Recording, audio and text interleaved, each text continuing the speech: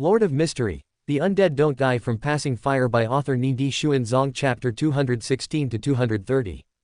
Welcome to Fanfic Audiobook, your go-to place for immersive audiobooks. If you enjoy the content, don't forget to like the video and subscribe to our channel for more amazing stories. And those who want to support me, I have a Patreon channel, get early access to video on Patreon. Chapter 216. I'm so envious. Can you stand up? Ember turned his gaze to the girl whose eyes were filled with fear and asked softly. I. The girl, who had instinctively fallen back onto the ground in fear from the rolling thunder, trembled her lips and uttered two words, but couldn't form a complete sentence. She looked at the dragon corpses scattered everywhere, her mood inexplicably complicated. These powerful dragons who had been chasing them and had slaughtered their entire tribe were now just scattered remains. Their sturdy dragon scales, which had made it impossible for them to even break through their defenses, were now broken and tattered under the lightning, leaving behind only bloody and mangled corpses. The strength of the man in front of her was simply terrifying. I can. Lilith gritted her teeth and stood up, whispering, "Thank you for saving me." Lilith didn't know what Ember wanted to do, but at least the other party seemed friendly and had indeed saved her from the dragons. This made the girl, while fearful, also full of gratitude towards him. She feared his power, but was grateful for his actions. Ember lowered his head and glanced at the girl's still trembling legs, knowing that she needed a little time to adjust. He asked softly, "Why were they chasing you?" "To plunder our blood essence." Lilith's mood became low, and she whispered, "The weaker prey to the strong, that's how this world is. Giants hunt dragons, and dragons hunt us. Have you heard of the ancient gods?" Ember pondered for 2 seconds before asking again. Ancient gods. Lilith looked up, her eyes full of confusion. "For example, the Blood Ancestor, have you heard of her?" Lilith shook her head blankly and hesitated before saying, "I've never heard of the Blood Ancestor, but the strongest among the Blood clan is Lord Lucius. He is a true god. His castle is on the easternmost part of the continent, and I heard that there you don't have to worry about the threat of dragons anymore. Sister Dorothy was planning to lead us across the desert in the center of the continent to the east, but she didn't expect." Lilith's eyes dimmed. The entire family of hundreds of people had been completely wiped out in the relentless pursuit of the dragons. If it weren't for Ember's sudden appearance, even she wouldn't have survived. No Blood Ancestor. Ember's expression shifted slightly, but he wasn't too surprised by this answer. He then asked, "Then Giant King Olmir, Dragon of Imagination Angerweed, Variant King Kavahasir Tum, Elf King Sunia Sorum, Destruction Magic Wolf Flegre, Phoenix Ancestor Gregare, Demon King Fabuti. Have you heard of any of them?" Olmir. A hint of surprise flashed in Lilith's eyes, and she explained softly. "I've heard of the Giant King. Legend says he is the common ancestor of all giants, but I don't know his name, no one does. I haven't heard of the other names, but the dragon race seems to also have a dragon king." Lilith suddenly blushed a little, because she realized that she couldn't answer a single question. "I see." Ember nodded slightly. Lilith's answer also matched his guess. According to the elves' division of history, the second epic is divided into 3 eras: the Germination era, the era of the First Fire, and the Twin era. The last time he went was the Twin era, when the Blood Ancestor Lilith had already fallen, and the giants and dragons were the 2 most powerful extraordinary races. And before that, the era of the First Fire, centered around the confrontation of the ancient gods. Giants, elves, and Blood clan formed the pan-human camp, while dragons, variants, and phoenixes formed the extraordinary races. In the process of mutual slaughter and confrontation, they also jointly resisted the pollution and erosion of demons and magic wolves. As for the current era where the ancient gods have not yet been born, it is undoubtedly the Germination era in the early second epic. During this period, the ancient gods appeared one after another, and the sky, earth, ocean, and underground gradually transitioned from absolute disorder to a certain degree of order.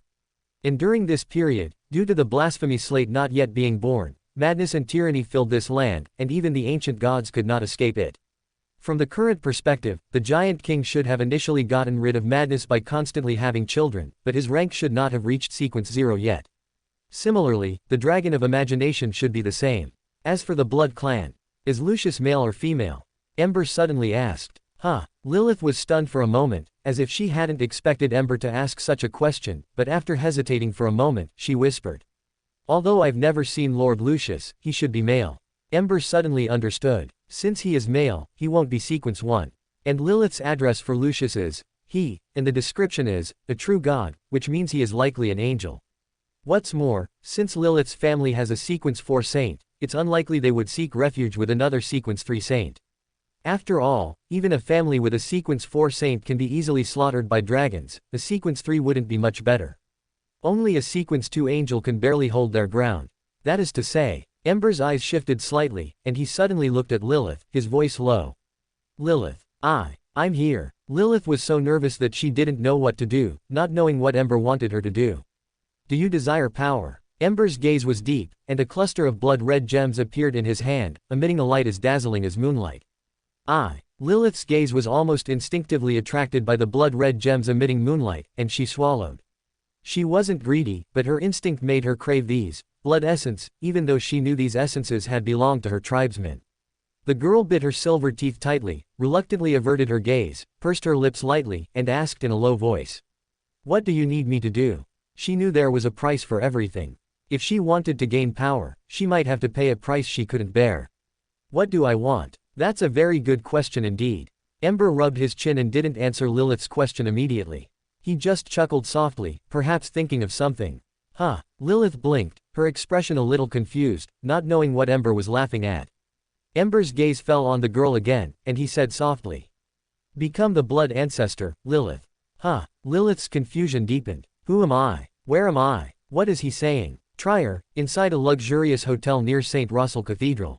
Audrey, who was staying in the luxurious suite on the top floor, sat on the padded chair in the room, gazing at herself in the mirror, slightly lost in thought. What are you thinking about? The voice from her ear made Audrey's expression shift slightly. Reflected in the mirror, she saw the figure standing not far behind her. It was a lady, dressed in a complex and gorgeous black long dress, sitting on a soft velvet mattress. Her face was covered by a thin black veil, making her appearance unclear. But the lady's beautiful figure and clear, pleasant voice would still instinctively make people feel good about her. But Audrey's expression changed slightly, because she had seen this lady before, in the square during the day. How did you get in? Audrey's face showed a hint of panic just right. She nervously left the chair and moved a few steps closer to the door in a way that wouldn't arouse suspicion. But this was just a disguise, because Audrey knew very well that since this lady could appear in her room so silently, her strength must be far beyond her imagination, and escaping from the door was not realistic. However, this didn't mean she would let herself be slaughtered, because she had other backup plans. The lady smiled slightly and said softly, Miss Audrey, we are not enemies, but rather have a common friend. I came to find you also to help our friend. Audrey was stunned for a moment, seemingly convinced by the other party's words, and relaxed her guard slightly, hesitating. Friend. Who? The lady slowly stood up and said softly. Ember. ... Audrey was silent for 2 seconds, her face no longer showing any emotional changes, not knowing what she was thinking. The lady took off her veil and smiled. Miss Audrey, I think you can relax a little, you don't need to be so nervous. I forgot to introduce myself. My name is Karula, a witch. Witch. Audrey's nerves tightened again. She had only met 2 witches so far. One was Triss, who seduced the 3rd prince, and she could be said to have been forced. But the other witch had tried to create the Backland Great Smog incident, which almost caused tens of thousands of casualties. This made it very difficult for Audrey to believe that a witch was a good person, especially a witch who claimed to be a friend. Karula easily saw through Audrey's thoughts but didn't mind. Instead, she smiled and said in a clear and pleasant voice. I think you've misunderstood something. I am not an extraordinary of the witch sequence, but a spectator sequence like you. Of course, I am slightly higher in sequence than you. She was the purest witch and the purest corruption, but had nothing to do with the witch sequence. Well, I think I can prove it. Karula stretched out her fair index finger and gently touched her lips, as if thinking about how to prove her identity. But in the next second, her wine-red eyes quietly turned into golden vertical pupils. And behind her, a pair of pure black membrane-covered wings quietly unfolded, and some black scales appeared on her cheeks and neck. Audrey's mind trembled slightly. Golden vertical pupils were undoubtedly one of the symbols of the spectator sequence. And the membrane-covered wings were the symbol of the mythical creature form. The other party was a spectator sequence saint.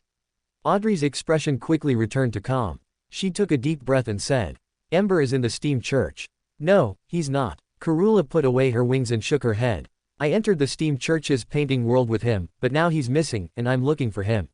Missing. Audrey's mind stirred slightly. What did you think of? Karula keenly captured this fluctuation and asked. Audrey was silent. Although she hid it well, it was far from enough. If she were facing extraordinary of other sequences, even a sequence 4 saint, they might not be able to see her true thoughts. But if she were facing a spectator, sequence saint, all her concealment would be in vain. Can't you see for yourself? Audrey retorted. Do you want me to do that? Karula blinked. Audrey remained silent. Of course, she didn't want to, but she had no way to stop it, and she couldn't even be sure whether the other party had done so. Just kidding, Karula said with a smile, I won't do anything to you. He hates us killing each other. Killing each other. Audrey's expression was a little strange. She knew the he, in Karula's words referred to Ember, but killing each other was a bit excessive, wasn't it? Audrey said softly, I don't know where Ember is. She didn't believe the lady who called herself Karula in front of her, but she instinctively chose to believe that Ember was missing because it wasn't the first time. The previous 2 disappearances, one was to the Sonia Sea, and the other was to the land abandoned by God. And in one of these 2 disappearances, it was also related to the painting world. So even if she heard that Ember was missing again because of the painting world, Audrey wouldn't be surprised at all. But the problem was, before Ember disappeared, each time, even he himself didn't know where he would go, so it was even more impossible for Audrey to know. I know. Karula was not surprised by this and nodded gently, her tone complex. But he will definitely come back to find you, which is why I have to stay by your side. Audrey's mood was a little subtle. This suspected, high-sequence, spectator extraordinary could undoubtedly perfectly hide herself in front of her, a sequence 7 feet psychologist. But the other party didn't seem to do so, because she could hear the resentment in the other party's words. Of course, the other party might also be deliberately putting on such a posture in order to gain her trust. Suit yourself. Audrey was silent for a long time and said softly. Facing a spectator demigod, she couldn't resist anyway. Karula stared closely at the girl and suddenly blinked playfully. Hey, Audrey, do you want to be my disciple? Huh. Audrey was stunned instead. Wasn't the topic shift a bit too big? Although surprised, Audrey still politely refused without much hesitation. No, I'd rather not. Is that so? Karula didn't hide her disappointment and said regrettably, what a pity, I thought. Thought what? Audrey always felt that the other party had ill intentions and asked keenly. Thought I could finally take in an excellent disciple. Karula answered Audrey's question seriously, showing no trace of lying. But Audrey didn't believe a single word. She herself was a spectator, sequence extraordinary and knew that people of the spectator sequence were the best at acting. Especially a spectator demigod, you couldn't believe half a punctuation mark of what the other party said. Audrey didn't dwell on this topic and changed the subject, asking. Do you want some tea? Black tea. Karula nodded gently. Audrey called out softly. Miss Latina, could you please prepare 2 cups of black tea? I'll go prepare it now. A clear female voice responded from outside the door. Karula narrowed her eyes slightly. This treatment was much better than hers back then. Chapter 217, Chaos Witch. January 18th. City of Generosity, Byam. Danitz, who had been fooling around in the bar until dawn before returning to the hotel, fell asleep without realizing it. In his dream, the blurry scene around him suddenly became clear, fixed within the luxurious suite of the Azure Wind Hotel. Thump, thump, thump. Danitz heard a slow, rhythmic knocking sound. Am I not dreaming? Holding this doubt, Danitz walked to the door and twisted the handle. The gap in the door grew wider, and he saw a familiar figure. This was a beautiful lady with an oval face, a high nose bridge, thin lips, and a pair of light blue eyes like clear spring water. Her brown long hair was parted in the middle, tied into a simple yet exquisite knot at the back of her head, and then cascaded smoothly down. She wore no hat, dressed in a beige coat cinched at the waist, with large, palm-sized floral decorations woven from white lace spreading downwards from the collar. Paired with the coat was a dark knee-length skirt with connecting pleats, looking slightly puffy, and she wore leather boots similar in color to her hair. Captain, Danitz exclaimed, looking at the lady in front of him with surprise and nervousness. When did you arrive? Edwina said calmly. This is a dream. Oh, right. Danitz suddenly understood. His captain had shown similar abilities before to contact Ember. But unfortunately, Danitz hadn't learned this secret technique, and he felt he likely wouldn't be able to learn it anyway, so he could only wait for Edwina to contact him. Danitz's thoughts raced, wanting to pour out his recent miserable experiences to Edwina, hoping to get a chance to return to the captain's side. But just as he was about to speak, he suddenly heard the sound of a lock cylinder turning. Subconsciously, Danitz turned his head to look at the bedroom, only to see the gap in the door there growing wider. Gehrman Sparrow, wearing only a white shirt on his upper body, walked out expressionlessly. Why did you come out? Danitz stood up abruptly, blurting out in astonishment. He quickly regained his senses and stammered. This is my dream. How did this guy German Sparrow just appear out of nowhere? Klein put one hand in the pocket of his dark trousers and responded in a low voice as he walked towards the lady with her back to the window. A charm. Then, he looked directly at the woman and asked back with almost certainty. Edwina Edwards. Good afternoon, madam. Klein slowly revealed a smile, pressed his hand to his chest, bowed, and then slowly said. I am German Sparrow. I accepted a commission from Ash Black. He asked me to tell you not to wait for him anymore. I see. Iceberg Admiral Edwina was silent for a few seconds, then nodded gently. I understand. Thank you for the reminder. Captain. Danitz looked at the slightly complex and regretful expression on Edwina's face and instantly felt his heart shatter into pieces. They didn't actually have something happen, did they? No way, right. They hardly spent any time alone together those few days. How could something happen so quickly? Why him? He's been on the ship for so many years without any results. How could that guy succeed after only a few days? Pain. Too painful. Danitz felt extremely depressed, suffering immensely in his heart, wishing he could kneel on the ground and cry his eyes out. Edwina said softly. I think Ash should have already paid the reward. Yes. Klein nodded slightly. Edwina spoke at a moderate pace. Then you shouldn't need to meet me in person. Is there any reason you absolutely must see me? If the reward had been paid in advance, then, German Sparrow, wouldn't need to meet her, as Danitz could convey the message. Since the other party had gone the extra mile to intrude into Danitz's dream to meet her, they must have a request. Klein's eyes showed surprise, but he didn't panic at being seen through. He remained expressionless and said, I do have a few questions I'd like to ask you. Edwina nodded slightly without refusing, and instead asked, Mr. Sparrow, have you received an education? What kind of question is this? Klein's expression didn't change as he responded indifferently. University graduate. Which languages have you mastered? Klein resisted the urge to frown and said, Giant language, Elf language, Dragon language, Ancient Hermes language, Fusite language, Ruin language. Edwina gave an, Do you have knowledge of other fields in mysticism? Proficient. Edwina thought for 2 seconds and explained at a moderate pace. I must consider how to answer the questions based on your level of knowledge to make it easier for you to understand. Klein was utterly astonished, feeling that the beautiful lady in front of him didn't resemble an adventurer who also happened to be a pirate at all. She was simply a teacher with a cold expression but a gentle and patient demeanor. As expected of a pirate admiral, truly unique. Klein sighed inwardly and slowly said, First question, how much do you know about transferring fire? What transferring fire? Danitz looked bewildered, not understanding what they were talking about. This was the first time Edwina's eyes flickered, as if she was re-evaluating German Sparrow. She thought for a few seconds and said softly, I've heard ancient legends about transferring fire, but I don't know much about the details. Doesn't know the details, so she generally understands the cause and effect. Klein silently drew a conclusion in his mind, then slowly asked. Second question, who did you hear these legends and stories from? Klein knew he shouldn't have asked so directly, but he had no other choice. Instead of probing little by little in a roundabout way, it was better to ask directly and openly from the start. This was more in line with the personality of German Sparrow, the crazy adventurer. Moreover, he had been extremely curious from the very beginning. Whether from Rosal the Great's diary or Ember's attitude towards Edwina, the same detail was revealed. The Church of the God of Knowledge and Wisdom knew far more about transferring fire than other churches. In Rosal the Great's diary, the Eternal Blazing Sun Church clearly possessed a painting world at the time, yet they knew nothing about it.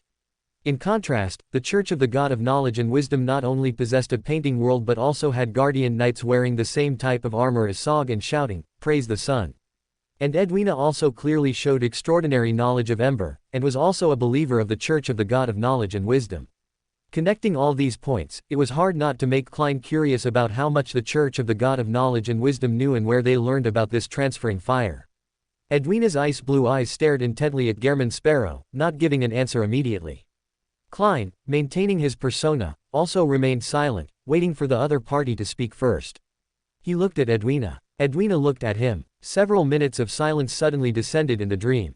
This eerie silence made Danitz a little nervous, afraid that these two would fight. The captain wasn't here now, and if they really fought, he would be the one suffering and getting tired. And, isn't it just asking a question? Is it necessary to make the atmosphere so tense? Edwina was silent for a long time, then said softly. These were told to me by my teacher. Who is your teacher? Klein continued to press without hesitation, clearly showing a demeanor of wanting to get to the bottom of things. Edwina calmly gazed at him. Klana. ... Klein's pupils contracted sharply, and his thoughts exploded in his mind. His spirituality was warning him frantically, as if a pair of eyes were staring at him from behind in the darkness, making him feel like he had fallen into an ice cellar, cold all over. That name was like a key opening Pandora's box, seemingly touching some terrifying taboo in the unseen world. The last time he had a similar feeling was when the Fool was invaded by eternal blazing sun and goddess of the night. And the last time there was a similar mechanism, person or organization was the Twilight Hermit Club. As long as you said or wrote the words, Twilight Hermit Club, they would be sensed by them through some method or item. The name Edwina spoke must be the true name of an existence, and at least an angel of sequence 2 or above. No, it's likely not just sequence 2. It's over. Even though he was in a dream, Klein still felt a terrifying heart-stopping fear. He could feel his back was completely soaked with cold sweat. But fortunately, that existence had moved their gaze away. They didn't choose to continue observing them. The other party didn't intend to do anything to them. No, it should be said they didn't intend to do anything to him. After all, Edwina claimed to be that existence's disciple, and Danitz was Edwina's subordinate, so they would definitely be fine. The reason Edwina spoke that existence's name so easily was probably because she had already anticipated this. She knew what would happen. This was a test, and also a trial. Klein felt incredibly regretful in his heart, regretting why he was so reckless. If that existence had even a slight thought about him, he wouldn't be standing here perfectly fine right now. Is there anything else you want to ask? Edwina stared at Klein for a while, then asked softly. Because I didn't die, I'm qualified to continue asking questions. Klein seemed to hear Edwina's unspoken meaning and suddenly felt incredibly absurd, yet also suddenly felt that all of this seemed very normal. After all, for an existence of that level, being able to hear their true name and not die means being qualified to continue exploring more secrets. But that name, Klein forced himself to twist his thoughts, preventing himself from thinking about the full scope of that name, while simultaneously forcing himself to calm down. Klein lowered his head to look at his hands, which were trembling incessantly. No, it wasn't his hands trembling, his whole body was trembling. He hadn't recovered yet. Before this, he hadn't even noticed it himself. Klein opened his mouth, his voice hoarse. Why is he so exaggerated? Danitz looked at Klein's trembling appearance and felt inexplicable. What did the captain just say? Why could I only see her lips moving but didn't hear any sound? What did Gehrman Sparrow hear to be this scared? Danitz's heart was itching with curiosity, but he quickly dismissed the suicidal thought. His biggest advantage was that he wasn't that curious, because he knew that curious people were prone to trouble, like Gehrman Sparrow. Trembling uncontrollably even in a dream, Danitz was really afraid he would be scared to death. Klein took a deep breath, adjusted his state of mind, and said in a deep voice. I'm going to the washroom.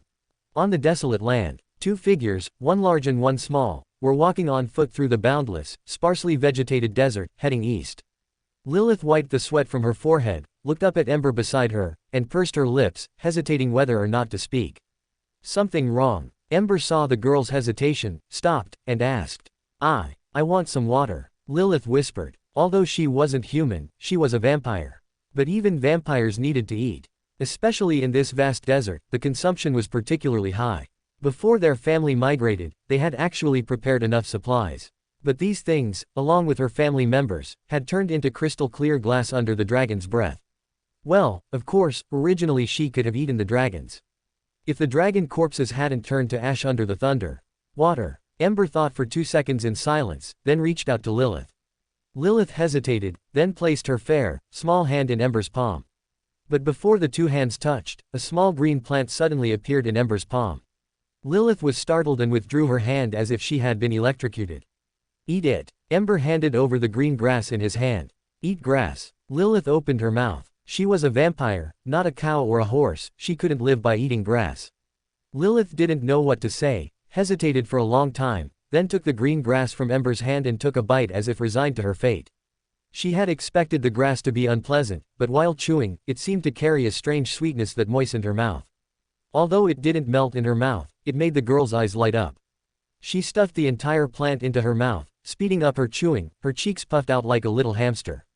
Open black lens bracket blooming green flower grass close black lens bracket.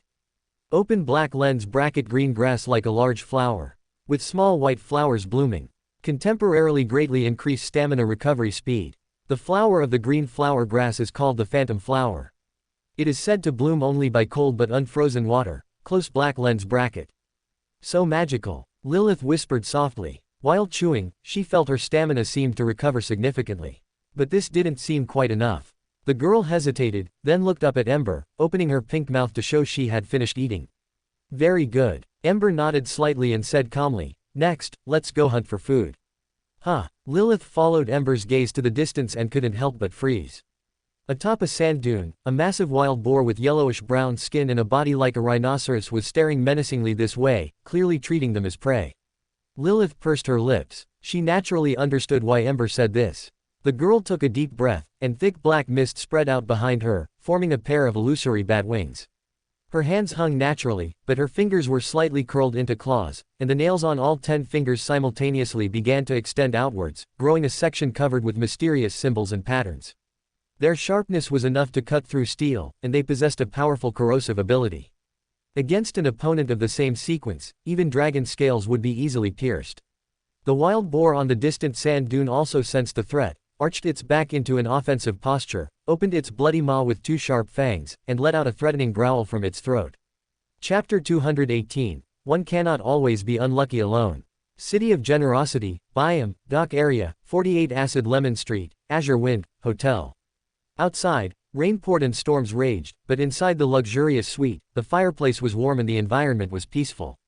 A tall lady, dressed in a girlish yellow cake dress with waist-length chestnut hair, stood quietly by the window.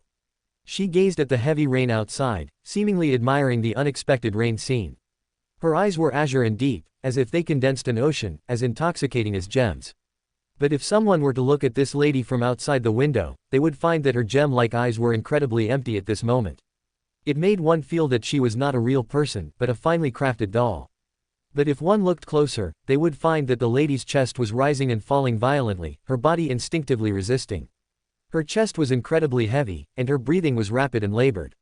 At this moment, she felt as if she had dived to the bottom of the sea, being squeezed from all sides by heavy currents.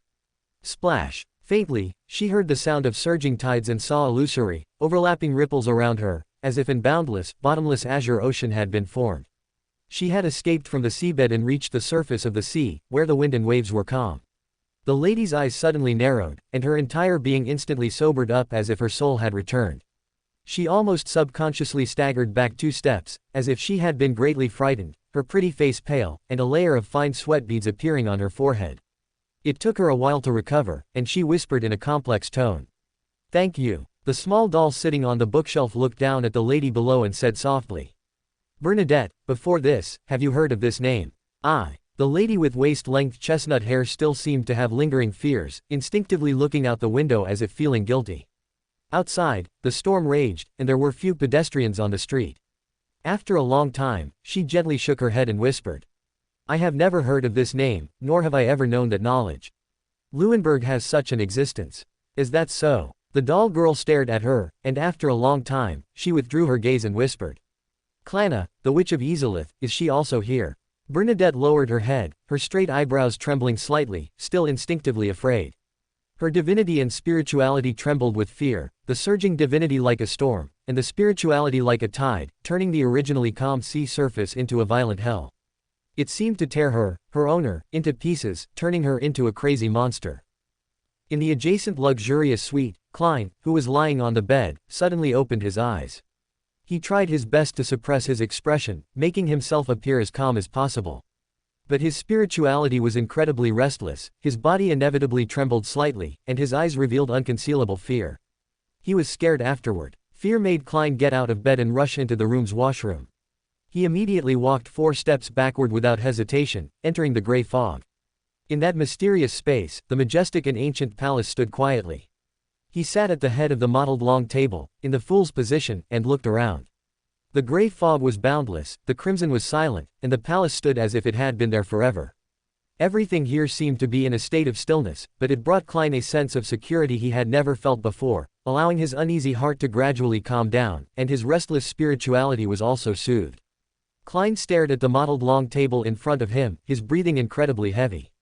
When he heard that name, he didn't even have the courage to think, forcefully restraining every thought, letting his mind become completely empty, without any distracting thoughts. This was not due to focus, but due to fear. Only by returning to this gray fog, which seemed to have been there forever, could his thoughts be liberated. A bitter smile appeared at the corner of Klein's mouth, and he mocked himself. This time, I really almost died. He secretly swore in his heart that next time he would absolutely not be so reckless, otherwise he would die without knowing how he died sooner or later. And now, what he needed was to think. Klana. This name belonged to Edwina's teacher, to a high-sequence existence of the Church of the God of Knowledge and Wisdom. Klein didn't want to think about who this name belonged to, nor did he want to think about which sequence the other party was at, and he didn't want to investigate the other party's identity, although he was already doing so. Chaos Witch, Klana. Klein rubbed his temples, his thoughts incredibly chaotic.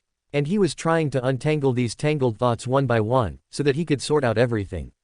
In the worldview of Black Soul. In ancient times, the world was not yet differentiated, shrouded in great fog. Everywhere were gray rocks, towering trees, and immortal ancient dragons.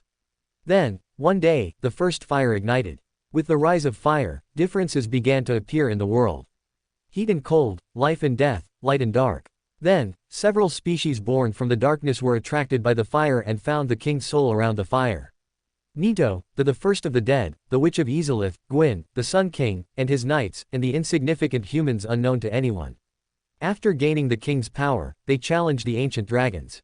In the Chaos Eras, War of the Immortal Ancient Dragons, Gwyn's lightning pierced through the rock-like scales, the witch's flames formed a storm, and Nito raised the miasma of death. And with Seath the Scaleless's betrayal, the ancient dragons were finally defeated, and the Age of Fire began. After the war against the immortal ancient dragons ended, Nito returned to his tomb in the giant's tomb and slept with his king's soul. Gwyn foresaw that the fire would extinguish, so he threw himself into the furnace of the first fire to transferring fire and continue the world, creating the transferring fire system. Everything originated from him. And the Witch of Izalith created the city of Izalith and lived there with her daughters. When the first fire was about to extinguish, after Gwyn distributed most of his power to the gods, he resolutely took his most elite silver knights and threw himself into the furnace.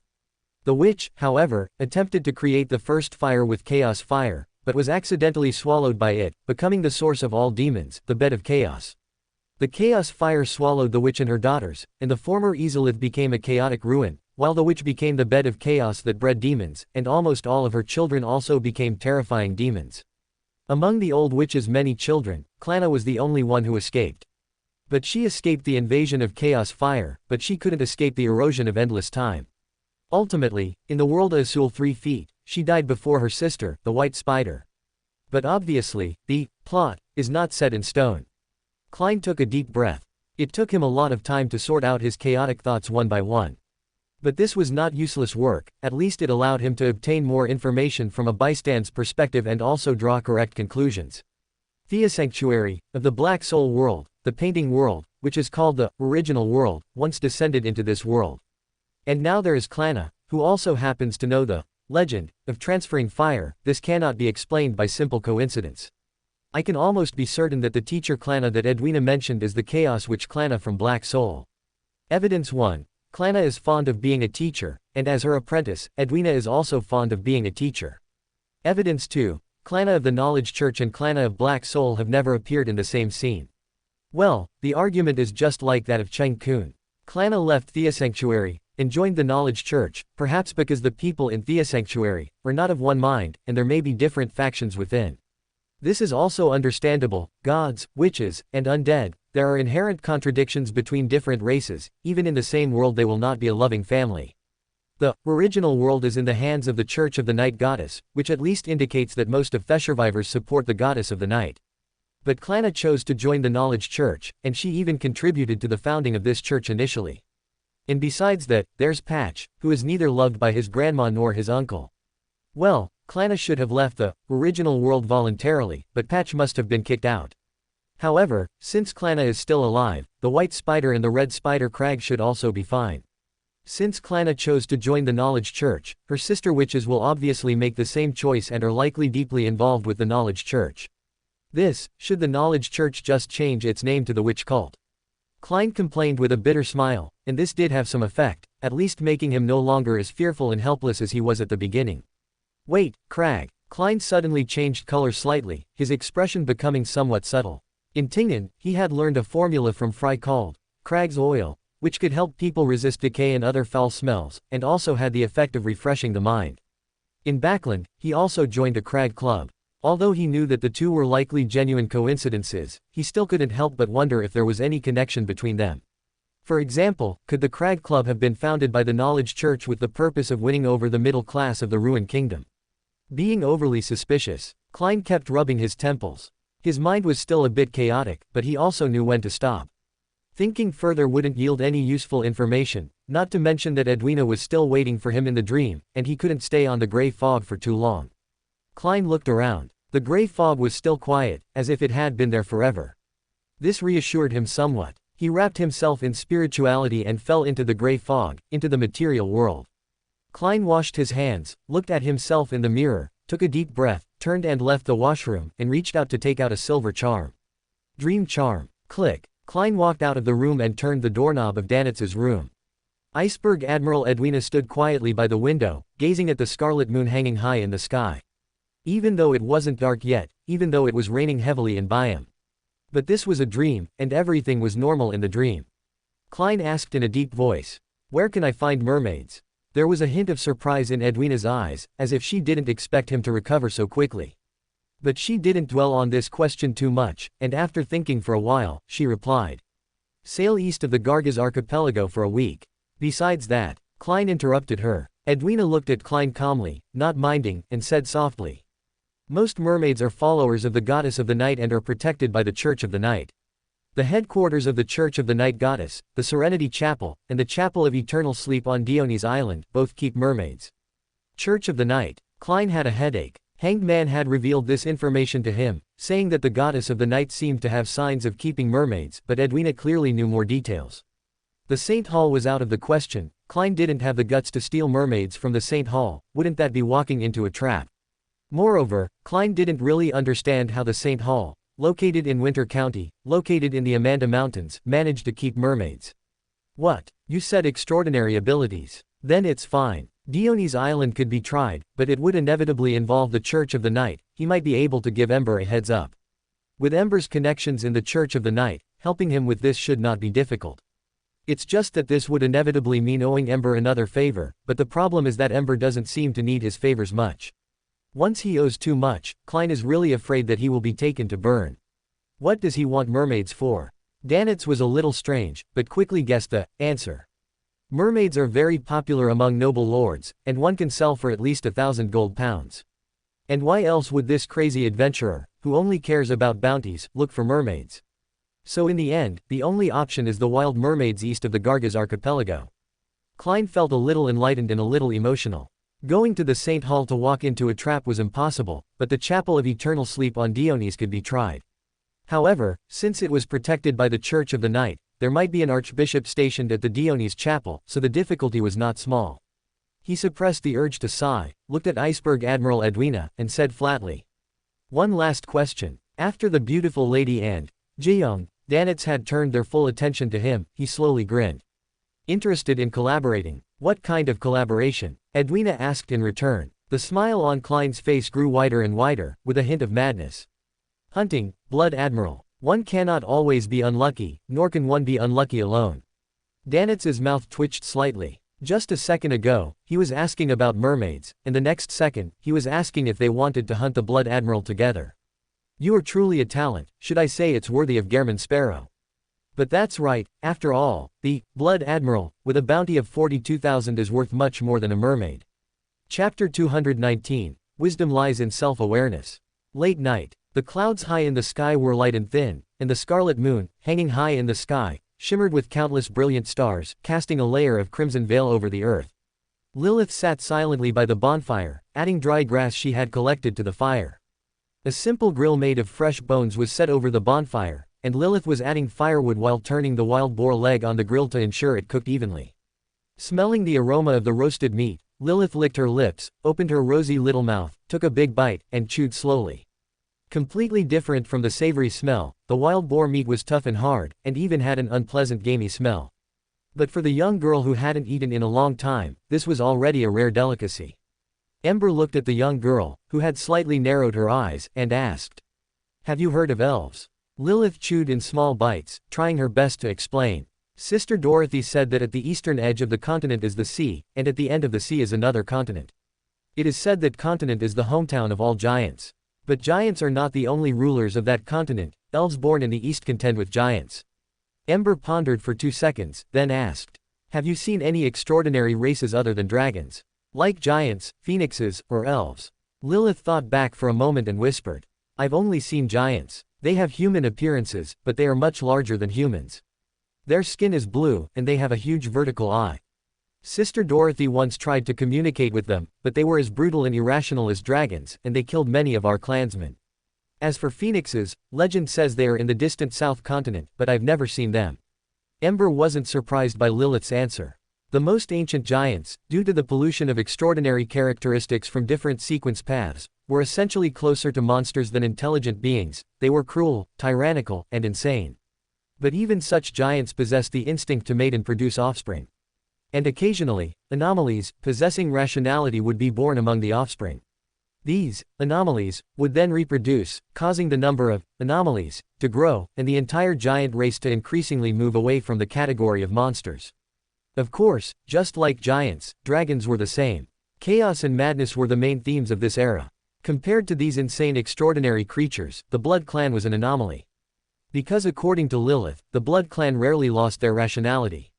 Even if it occasionally happened, it was due to some Blood Clan members not listening to advice and using the blood essence of other races without authorization. He, look what I found. A little stray darling. Just as she was speaking, a voice full of mockery suddenly came from beside Lilith. The young girl woke up abruptly and looked warily to her right. In the darkness to the right, 3 figures slowly appeared under the scarlet moon's light. They were all male, and without exception, they all had blood-red pupils. That was the distinctive feature of the Blood Clan. Stray. Lilith's heart immediately tensed up, and her small face turned slightly pale. Just as she had said, unauthorized consumption of the blood essence of other extraordinary races would lead to the Blood Clan losing control and going mad, but the blood essence belonging to the Blood Clan would not. This discovery inevitably caused a period of internal strife within the Blood Clan. Those Blood Clan members who sought power constantly slaughtered their own kind, collecting and devouring their extraordinary characteristics. But fortunately, this chaotic phenomenon was quickly stopped by the higher-ups of the Blood Clan. After all, the higher-ups knew very well that if this continued, the Blood Clan, who had managed to survive the threat of dragons and other extraordinary creatures, would instead perish from infighting. The Blood Clan members who craved power certainly wouldn't just surrender, which led to a fierce war between the two sides. In the end, the Blood Clan members who craved power were wiped out by the Blood Clan members who opposed infighting, and cannibalism was listed as an absolutely prohibited act. But there would always be Blood Clan members who took risks, and there would always be Blood Clan members who would stop at nothing for power. These Blood Clan members knew that once their actions were exposed, there would be no way out, so they would often quietly leave the clan before the incident was discovered, becoming strays. For most Blood Clan members, these strays were often more dangerous than dragons. The 3 stray Blood Clan members stared intently at Lilith, constantly approaching the fire, grinning lewdly. "Little sister, did you accidentally get separated from your other clansmen? Why are you alone? What's your name? So pitiful, don't even have blood to drink. Come, let Big Brother hug you. Big Brother, I really like this one, let me go first." "Ha ha ha, Heath, what are you rushing for? All right, you can go first, the first sip of blood is all yours, but the first child born must belong to me." "All right, thank you, Big Brother." The 3 Blood Clan members discussed how to deal with the young girl in front of them as if no one else was present, as if they were already certain of victory. As for Ember, none of them spared him a second glance. After all, Ember didn't have the Blood Clan's characteristic red eyes, and they only saw Ember as Lilith's blood food. The Blood Clan primarily fed on blood rich in spirituality, and among these, human blood was the best, so every Blood Clan member would raise some blood food for emergencies. Although Lilith not drinking blood and instead going out of her way to eat meat seemed strange to them, they would only think that Lilith was soft-hearted and couldn't bring herself to harm a human, and wouldn't consider anything else. After all, humans were just blood food, who would think that blood food could pose any threat? What should I do? Lilith tried her best to move closer to Ember, her lips slightly trembling. "Let's make a cold dish." Ember glanced at the 3 approaching Blood Clan members and said calmly, "Just like before, I believe you can handle it." Even if you say that. Lilith's nerves were still tense, clearly lacking confidence in this situation. This was not surprising. Not long ago, she was just a blood clan member who had just reached adulthood, and she had always lived under the protection of her sister Dorothy. Regardless, the current situation was a bit much for her. After all, there were 3 of them. Ember looked at Lilith's lack of confidence. Although he could understand, he couldn't help but shake his head. According to the Blood Clan's classification in later generations, adult Blood Clan members corresponded to Sequence 7 Extraordinary, and the previous Lilith and the 3 Blood Clan members in front of her were at this level. Above Sequence 7, the Blood Clan from Sequence 6 to Sequence 2 were divided by the 5 noble ranks: Duke, Marquis, Count, Viscount, and Baron. The current Lilith had already consumed the extraordinary characteristics purified by Ember and was a genuine Baron, a Sequence 6 Extraordinary. Facing 3 Sequence 7 Blood Clan members, she could completely crush them. However, in the second epoch, when the classification was not yet clear, the Blood Clan's hierarchy was quite vague and generalized. There were only titles like family patriarchs and regional leaders. It was precisely because of this that they didn't have a clear understanding of their own strength. To put it bluntly, they lacked self-awareness. So, Lilith, being a Baron, was still afraid of the 3 strays, while the 3 Sequence 7 strays actually regarded Lilith as prey. This behavior truly highlighted their commendable courage. Lilith looked at Ember, who was still sitting by the bonfire without moving, and understood that this time she probably had to rely on herself again. She couldn't help but purse her lips slightly. Whoosh! The young girl took a deep breath, stood up proactively, and walked towards the 3 strays. This abnormal action in the eyes of the strays made the 3 of them freeze for a moment. But one of them quickly reacted and grinned lewdly. "Little sister, you're really proactive, gurgle."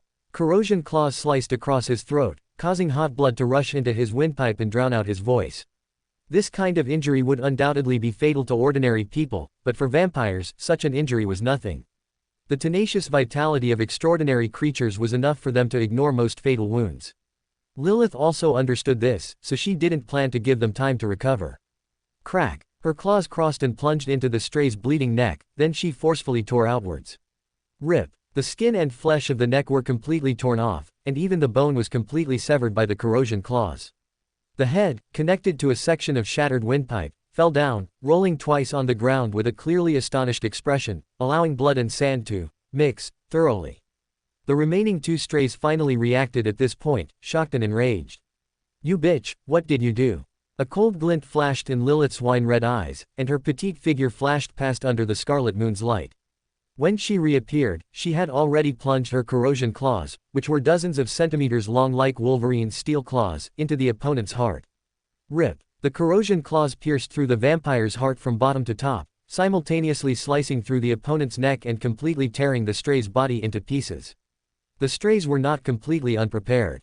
As hunters, they deeply understood the principle of, "a cornered beast fights back." Their flippant words did not mean they were equally careless in their hearts.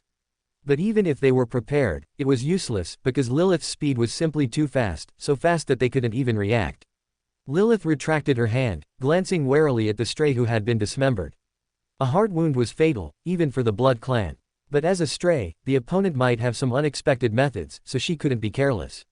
After confirming that the opponent's corpse had completely lost all signs of life and showed no signs of reanimating, Lilith turned her gaze back to the last remaining stray. The stray's blood had soaked her dress, and even half of her fair cheek was stained with blood. This made her look a bit disheveled, like a lonely homeless person, weak, pitiful, and helpless. Damn it! What the hell? The remaining stray's pupils shrank violently, and he retreated a few steps in horror. What kind of monster was this? They just wanted to have a snack, why did it turn out like this? Lilith's mood at this time was unexpectedly calm. The deaths of 2 strays made her realize a reality. What the heck, I'm not bad, am I? Perhaps she should have a little more confidence in herself. It wasn't a bad thing. Because she knew she would become stronger and stronger, if Ember wasn't lying to her.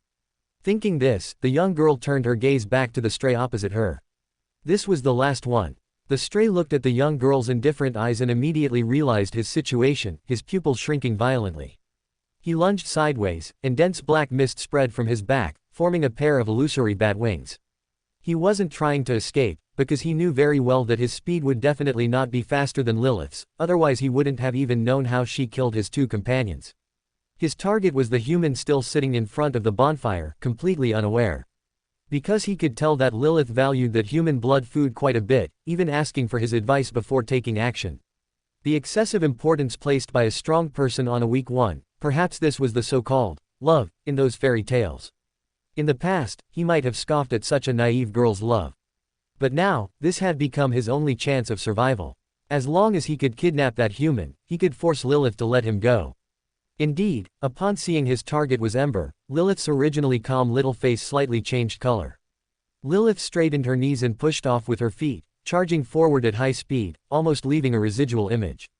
And in the process, black mist also quickly spread from her back, condensing into a pair of bat wings, assisting her in her sprint. "Don't come over." The stray's expression suddenly changed, and he extended his sharp claws towards Ember, attempting to threaten Lilith with this, warning her in a sharp voice. There was still a considerable distance between Lilith and him, but he was already close to Ember. He was confident that he could seize this human blood food before Lilith could act, making her hesitant to strike. Lilith's eyes turned cold, and the illusory wings behind her instantly reverted to spreading black mist, and then transformed into countless palm-sized illusory bats, forming a dense net in front of the stray. Stab! The sharp claws easily pierced through the net formed by the bats, but they ultimately got stuck in it, unable to move. This discovery caused the stray's expression to change drastically, and he instinctively wanted to pull away. But taking advantage of this opportunity, Lilith had already arrived in front of him. Rip! In front of the corrosion claws capable of piercing dragon scales, the Blood Clan's flesh appeared incredibly fragile, instantly torn into pieces. The net formed by the black bats also shattered at this moment, and the bats flew back to the young girl's side, disappearing. The young girl, covered in blood, cautiously glanced at Ember by the bonfire, seeming to be afraid of being blamed, and also seeming to be anticipating something. Seeing that Ember showed no reaction, Lilith's eyes dimmed slightly. She silently walked to the stray's corpse and picked up a fist-sized item from the spreading pool of blood. It was entirely crimson, like a heart, and was slightly expanding and contracting. Its surface was translucent, and liquid vaguely flowed within. This was the blood essence of the Blood Clan, and in later generations, it would have a more professional term. The extraordinary characteristics of a sequence 7-feet vampire. Chapter 220, Why Are You Wearing Pinru's Clothes? 3 stragglers, 3 adult Blood Clan members, contributed 3 hearts and 3 portions of extraordinary characteristics. For the Blood Clan, consuming the extraordinary characteristics of their own kind does not lead to loss of control or accumulation of madness, and it can also enhance their own strength. Lilith looked at the translucent crimson heart in her hand, a trace of instinctive greed flashing in her eyes. Her body instinctively craved extraordinary characteristics, craved the aggregation of power. This craving even affected her mind, making her almost instinctively bring the heart to her mouth. "No, I can't." A trace of struggle flashed in the girl's eyes, and with strong willpower, she forcefully turned her head away, shifting her gaze from the extraordinary characteristics. Lilith picked up all 3 portions of extraordinary characteristics, and under the immense temptation, returned to the bonfire, carefully holding the hearts and handing them to Ember. Ember gently waved his hand, and the 3 hearts disappeared instantly, praising her. "Well done." Lilith stared at her fair hands for a moment, feeling as empty in her heart as her hands, her mood low. But when she heard Ember's praise, her little face immediately bloomed with a brilliant smile, feeling that everything she had done was worth it. Ember didn't know what she was thinking, but Lilith's choice earned his considerable approval. Repeatedly consuming extraordinary characteristics can indeed greatly improve strength in a short period, but it will also make subsequent advancements more difficult. In the long run, the disadvantages outweigh the advantages. But in this era where the blasphemy slate has not yet appeared, the Blood Clan knows nothing about pathways and sequences. They are merely instinctively craving the extraordinary characteristics of other members of the same sequence. This might also be a manifestation of the law of extraordinary characteristics aggregation. Almost no Blood Clan member can overcome this desire, as they are unaware of the drawbacks. "What reward do you want?" Ember asked softly. "Huh." Lilith was stunned for a moment, seemingly not expecting Ember to say that, and whispered. "No, it's not needed." If Ember hadn't saved her from the dragon, she would have turned into glass under the dragon's breath, just like her other clan members. Furthermore, if Ember hadn't given her a core of power beforehand, she wouldn't have been able to kill those Blood Clan stragglers so easily. Compared to what Ember gave her, what she did was insignificant. Because even without her, Ember could certainly have easily killed those Blood Clan members. Even for Ember, who possessed great strength, she was more like a burden. Ultimately, everything she did was merely to avoid being abandoned by Ember. Lilith hugged her legs and curled into a ball, silently lowering her head, burying her head between her two fair thighs. Ember sighed softly and patted the girl's head. Huh. Lilith looked up in confusion. Change your clothes, Ember pointed to the girl's blood-soaked dress. Lilith frowned, smelling the blood on her body. Although she was also blood clan and liked to drink blood, she had always only liked to drink the blood of beautiful young girls. As the sister of the family leader, she had this privilege. But unfortunately, those blood meals, like her clan members, had long since died or been injured in the dragon's pursuit. In contrast, the blood of these stragglers made her feel somewhat disgusted. But in the current environment, she had no clothes to change into. Just as she was thinking this, Lilith's eyes suddenly blurred, and then she saw Ember holding a set of snow-white dresses. Lilith hesitated for a moment and said softly, "Thank you." The girl reached out for the dress, but the next second Ember suddenly pulled his hand back. This left Lilith frozen in place, her small hand suspended in the air, grasping at nothing. She looked at Ember in confusion, then realized that Ember was staring at the clothes, lost in thought. Open black lens bracket snow witch robe close black lens bracket. Open black lens bracket a witch's robe the color of ice and snow. The young Rani met the aged snow witch deep in the forest. And learned her cold magic. This is that witch's armor. It is said that the doll Rani's soul inhabits was modeled after the snow witch. The aged witch was Rani's secret teacher. Close black lens bracket. Open black lens bracket snow witch skirt close black lens bracket. Open black lens bracket a witch's skirt the color of ice and snow. The young Rani met the aged snow witch deep in the forest. Close black lens bracket. Open black lens bracket snow witch hat close black lens bracket. Open black lens bracket a witch's hat frozen cold. A pointed hat symbolizing a heretical mage. Enhances cold magic. The young Rani met the aged snow witch deep in the forest. Close black lens bracket. Rani. Ember was silent for a long time. Perhaps because of the moon, he almost subconsciously took out this set of clothes that he hadn't touched for a long time. Sorry, let's change to another set. Ember sighed softly, and at the same time, flipped his right hand, taking out another gorgeous dark purple dress. Open black lens bracket black witch garb close black lens bracket. Open black lens bracket the purple garb worn by the witch beauty, who once tempted the wandering knight Yava, and later joined hands with him to spend their lives together. The witch who never loved, nor was loved, is said to have understood the meaning of her birth. At the end of her unfulfilled potential, close black lens bracket. Ember pondered for 2 seconds. Witch beauty, this seems, looks like, probably, maybe, is Karula's mother. Neither of these sets seems quite suitable. Ember hesitated for a while, starting to search if he had any other clothes. And just as Ember was caught in hesitation and indecision, Lilith seemed to be stimulated by something, suddenly grabbed the snow witch robe in Ember's left hand, her eyes extremely firm, and said word by word, "I want this one." Quote. Ember looked at the girl's determined expression, hesitated for 2 seconds, and still chose to let go. It's just a set of clothes. If you want it, take it. Wearing it once or twice won't ruin it. Seeing Ember let go, Lilith's mouth curved slightly upward, as if she had finally achieved some degree of victory. The girl hugged the dress and trotted to the back of the sand dune, extending her slender index finger, and used her sharp nail, covered with mysterious symbols and patterns at the tip, to cut the blood-soaked dress, exposing her fair and petite body completely under the crimson moonlight. After a while, the girl in the snow-white dress returned to the bonfire, her small face slightly flushed, and she spun around, looking at Ember eagerly. "Does it look good?" Ember stared at her for a long time, then calmly uttered 2 words. "Average. HMMPH." Lilith puffed up her cheeks and glared at him. "I finally got excited once, but you made me lose so completely. Hurry and eat. We'll continue on our way after eating." Ember ignored the girl's resentful gaze and said, "We still have a long way to go." Lilith blinked. Now, they had been traveling during the day for the past few days. Although she was blood clan and disliked sunlight, the sunlight itself didn't harm her. "It's all the same," Ember said expressionlessly.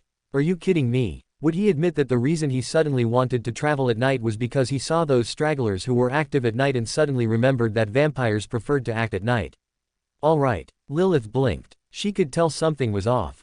But she didn't raise any objections, simply chose to accept obediently, and quietly picked up the wild boar meat, which was already slightly burnt on the fire, and began to eat. City of Generosity, Byam. In the luxurious suite on the top floor of the Azure Wind Hotel, Bernadette carefully chose her words and asked softly, "Have you and that person known each other for a long time?" The petite doll on top of the bookshelf looked down at the tall beauty and asked calmly. Why do you ask? Bernadette was silent, unsure how to answer. Fortunately, the petite doll didn't intend for her to answer and soon replied softly. I do know her, but I have never met her. She is unaware of my existence. The barrier of flame prevented her from ever setting foot on the land of Rodland, but this did not mean she could not exert influence on Rodland. As one of the rulers of the lands between, she had enough volunteers willing to go to that land for their king. And this included her brother, Lacad, whose life was spared by the king. Whether in Rodland or in this world, Lacad always took the lead. It wasn't because he was loyal, but merely out of greed. He greedily craved to devour everything, but in the lands between, he couldn't eat anything. However, in other worlds, he could often have a feast. For example, upon descending to Rodland, Lacad once traversed the bottom of the abyss, devouring the entire great serpent race. In exchange, Lacad's memories were to be used by her. Therefore, although she had never set foot on the land of Rodland, she knew the stories that had happened on that great land. For example, Anor Londo, for example, Lothric, for example, the Farron Undead Legion, and for example, Clanna of Ezelith, daughter of Chaos, the ancient fire witch, and the Elden Lord's pyromancy teacher. At least in terms of pyromancy, Clanna was indeed qualified to serve as a teacher. But even Ranni did not expect Clanna to grow so quickly, even hiding it from everyone. If she hadn't accidentally heard her true name, even Ranni wouldn't have realized her true identity. But even so, she only reached where she is today by parasitizing beside the king. Without the king's protection, she and her sisters would have long since vanished in the river of history. Ultimately, she was nothing more than a humble parasite, a despicable fire thief. Woo woo. Accompanied by the long whistle of the train, the special train from Trier to Backland slowly started, heading north. In the luxurious compartment of carriage 3, the witch named Karula lay sideways on the long sofa, stretching languidly. She lazily brushed aside a strand of hair by her temple and said playfully. Have you finally decided to start trusting me? A clever choice, this will be a very good start. Audrey didn't answer, pursing her lips as she looked at the scenery outside the window. Trier was good, but it wasn't her home after all. Bang bang bang. There was a knock on the compartment door, and the voice of her personal maid, Annie, calling out. Audrey. Audrey said softly. Please come in. Annie pushed the door open and placed the pastries she was holding on the table. The witch stretched her arm as far as possible to pick up a pastry from the plate and put it in her mouth, smiling as she said. The taste is good, aren't you going to try some, Audrey? Annie silently exited the room, not participating in the matters between these two people. This was Audrey's instruction. Audrey finally turned her head and asked somewhat helplessly. Can't you be a little more normal? Am I not normal? The witch licked the pastry crumbs from the corner of her lips and retorted. What do you think? Audrey sighed softly. When they first met, although she was wary, she believed from the bottom of her heart that this witch was a powerful extraordinary who could easily manipulate people. But the longer she spent time with this witch, the more she felt that the witch's mental state was concerning. Like a horny cat in heat, constantly in heat, but the object of her affections happened to be herself. Homosexuality, it wasn't like she hadn't encountered it before. Executor Eakins of the Steam Church was gay. Although Audrey maintained politeness and wouldn't discriminate against him, she still kept her distance from such people. But facing Karula, who acted like a lesbian, she had no way to deal with her, because I can't beat her. Audrey puffed out her cheeks, a little annoyed. You, a dignified saint, bullying her, who is only a sequence 7 feet psychologist, do you find this very interesting? Isn't it interesting? Karula blinked. Audrey glared at her angrily, using her actions to tell her that it wasn't interesting at all. Karula skied, and whispered, in a voice everyone could hear. She's really like a little girl who loves to throw tantrums, still far behind me. A few black lines appeared on Audrey's forehead, and she said expressionlessly. Sister Latina, could I trouble you to ask her to leave? The girl called Latina, kneeling on the bed and also wearing a maid outfit, gently nodded. A long bow with a metallic sheen and delicate silver design slowly appeared in her palm, and then she drew the bow and nocked an arrow. An arrow condensed from magic pointed at the witch on the sofa, as if it would pierce her head completely in the next moment. You want to hit me? Karula widened her eyes, looking at Audrey in disbelief. Not me. Audrey said expressionlessly, but if you don't leave, I'll have to ask Sister Latina to escort you out. How heartless. Karula grumbled discontentedly, but her body honestly moved away from the sofa, huffed lightly, and left the compartment. Bang. The compartment door was slammed shut with a loud noise, and retreating footsteps could be heard outside the door. Well, not really far, because Karula's room was right next door. Audrey's expression finally relaxed. She rubbed her slightly stiff cheeks, her eyes revealing deep worry. What a lovely child. In the corridor, Karula, in a black dress, slightly lowered her head, the corners of her mouth slightly raised.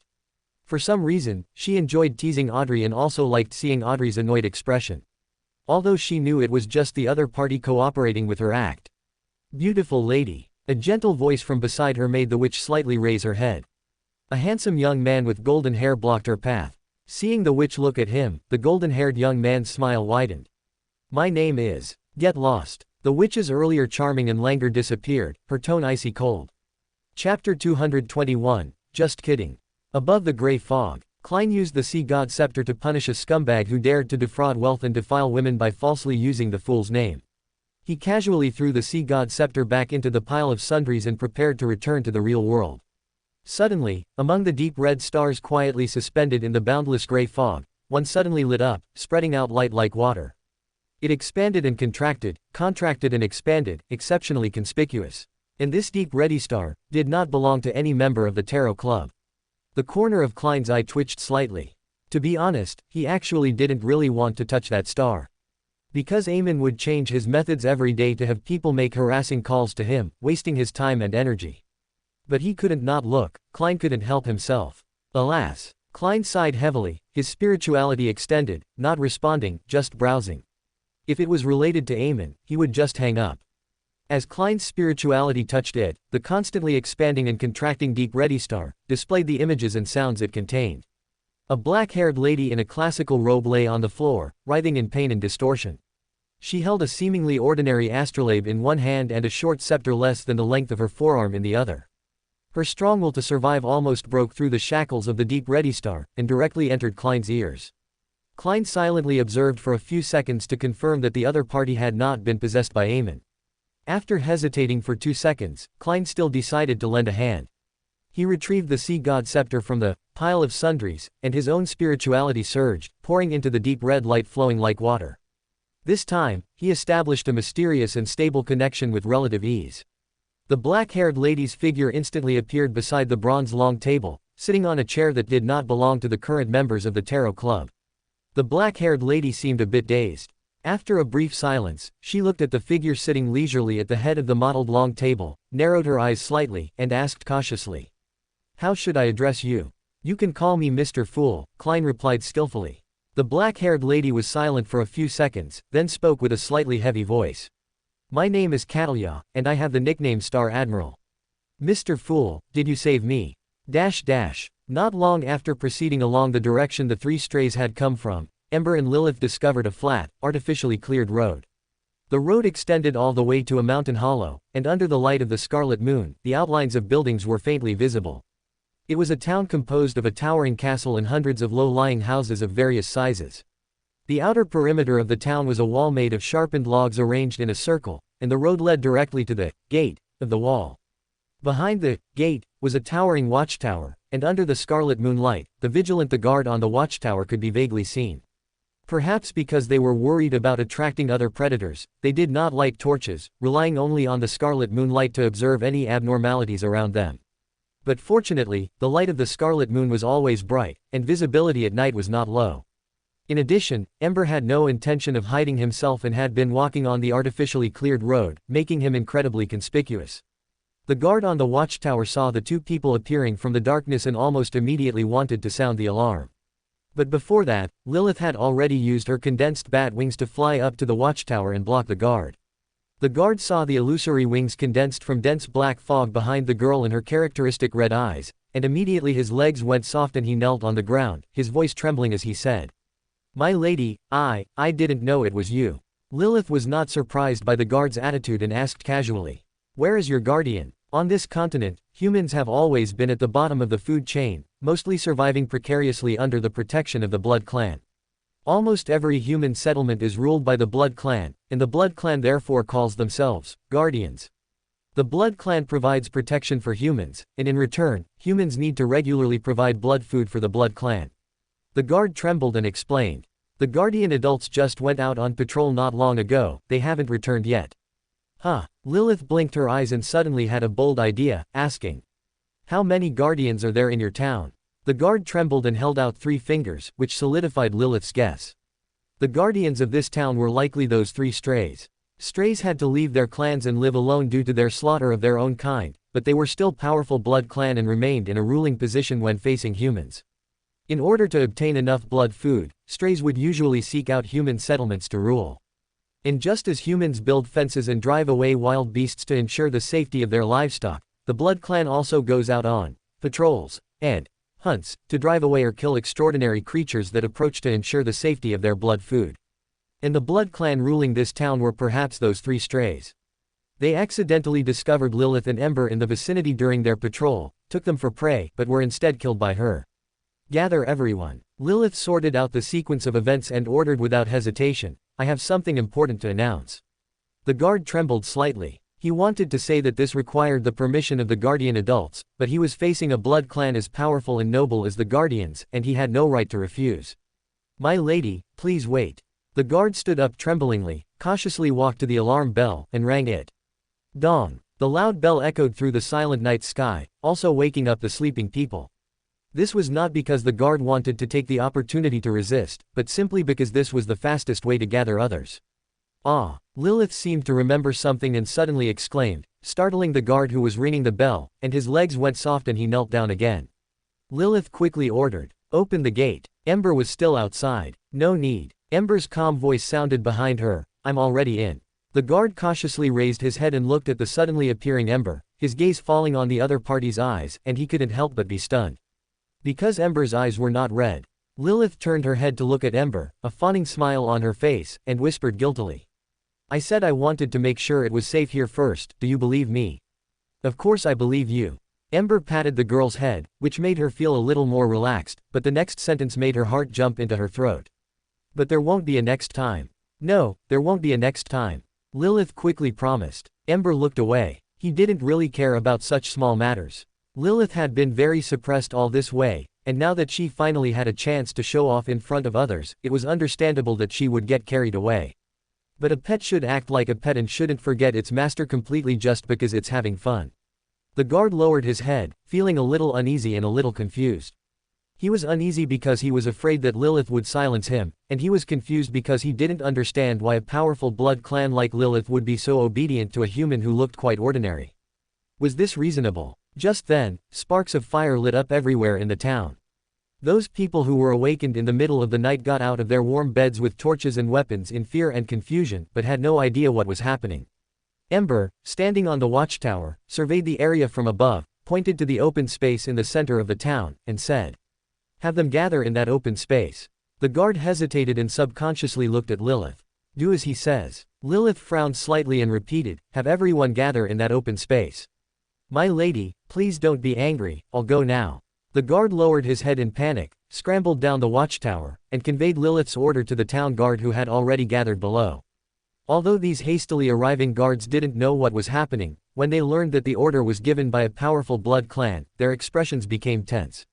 No one dared to be negligent towards an order given by a powerful blood clan, and they quickly went to organize the other townspeople to gather in the open space as instructed. Let's go. Ember glanced at the messy crowd below and ordered. The rest will be handled by you. People in this era clearly only recognized blood clan with red eyes, as that was one of the characteristics of powerful blood clan. Ember didn't care who others thought was in charge between them, he simply disliked trouble. So instead of having Lilith explain his identity to others, it was better to just let Lilith handle it. After speaking, Ember was the first to jump down from the tower. Lilith followed obediently behind her, her dark wings spreading behind her, allowing the girl to land lightly on the ground. And below the watchtower, although most people had already gone to organize the townspeople, there were still 3 people left behind. Seeing the 2 leave the watchtower, they immediately came forward to greet them. My lady. The brown-haired young man in a fitted leather armor, who was leading the group, stepped forward and said respectfully, my name is Dur, and I am Ballard's blood servants. Dur. Lilith cautiously glanced at Ember from the corner of her eye, confirming that he had no intention of speaking, and then asked. Is Ballard your guardian? Yes. The brown-haired young man who called himself Dur was stunned for a moment, seemingly not expecting her to ask that, but still nodded. Ballard is the first guardian. Lilith asked curiously. Then is there also someone named Heath? Dur looked up with some surprise. Heath is the third guardian. Do you know the guardians? The Blood Clan was not a monolithic entity, even humans, who were the ruled class, were well aware of this. If they were hostile Blood Clan, the humans under their rule would also attack each other, and would even slaughter the humans ruled by the other party. But if two Blood Clan knew each other, the possibility of conflict between them was very low, which meant they didn't need to fight. This was undoubtedly a good thing for their town. Of course I know them. Lilith looked at the seemingly surprised young man in front of her with amusement and said with a smile, "We just met not long ago. Your guardians seem to have taken me for prey." "Oh, right, I forgot to introduce myself. My name is Lilith." Dur's breathing suddenly hitched, and his pupils contracted sharply. The three guardians had taken the girl in front of them for prey, and now it was the girl who was taken for prey who appeared before them. Was there any need to ask what happened to the three guardians? Lady Lilith. Dur's forehead broke out in cold sweat, and his voice trembled slightly. If the guardians had already been killed, what would happen to their town? This Blood Clan in front of them had probably found their town by following the traces left by the guardians. What awaited them next might be a massacre. Lilith saw Dur's fear and waved her hand. "Don't worry, they have already paid the price of their lives for their rudeness, and I won't take it out on you." Dur was still uneasy and asked with forced composure. "Then, Lady Lilith, why have you come here?" Lilith said as if it were a matter of course. Passing through.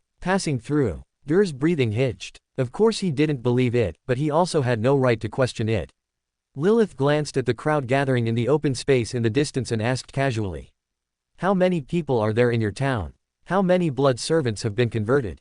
Dur hesitated for a few seconds, but still didn't dare to hide it, and whispered. "There are over 3,000 people in the town, and all the town guard are the guardians, blood servants, a total of 32 people. 32 blood servants." Lilith blinked and asked with a little curiosity, "With so many people, haven't you ever thought about resisting?" The Blood Clan inherently possessed the ability to tame and drive other creatures. In their infancy, they could only tame plants, and as they grew a little, they could tame and drive animals, and even extraordinary creatures. And when they reached adulthood, the Blood Clan could tame and drive humans. These, tamed, humans were blood servants. And the so-called blood servants were actually a spell-like ability in the moon domain, which was essentially similar to First Embrace but without giving extraordinary characteristics. And after a human became a blood servant, their physique would be greatly enhanced, and they would also be immune to most diseases. But, blood servants, could not disobey the master's orders, which was equivalent to becoming a puppet of a certain blood clan. But now, the masters of these blood servants were dead, and they were effectively free people. 32 blood servants were also a decent fighting force. Dur's pupils contracted sharply, and he fell to his knees with a thud, saying in horror. "Lady Lilith is joking, how could we dare to resist the Blood Clan?" He had indeed had similar thoughts, but they were just thoughts. The girl in front of him seemed innocent and frail. But since she could kill 3 guardians, how could she be afraid of them, these blood servants? "Just kidding," Lilith said with a smile, "get up and take me to find the others." Dur crawled up from the ground, wiped the cold sweat from his forehead, and bowed humbly. Yes, Lady Lilith, this way please." Chapter 222, I was here first. "Lilith, this is the place." Dur led Ember and the other person to the castle behind the town, saying respectfully. "The guard, Ballard, they lived here before they died." "Before they died?" Lilith looked at Dur with a half smile, until sweat broke out on his forehead, then she waved her hand as if nothing had happened. "All right, you may withdraw first. We will rest here for a day and leave when it gets dark." "Why yes, my lady." Dur wiped the cold sweat from his forehead and only dared to turn around and leave after watching the two enter the house and close the door. Dur was extremely familiar with the roads in the town and went through several small paths before turning into an unremarkable low-rise house. Bang! Dur pushed open the door and glanced at the living room. More than 10 people had already gathered inside. They were all members of the town guard, and without exception, they were all blood servants. Perhaps to avoid attracting attention, there were no lights in the room, but as blood servants, they all possessed excellent night vision and could see everything around them without light. "Dur." A blond young man stepped forward and whispered in Dur's ear, "There are only 2 of them, and one is a normal person. Should we?" He made a gesture of slitting a throat. His voice wasn't loud, but everyone in the room was a blood servant, so how could they not hear? But even if they heard, they showed no reaction, only calmly watching Dur.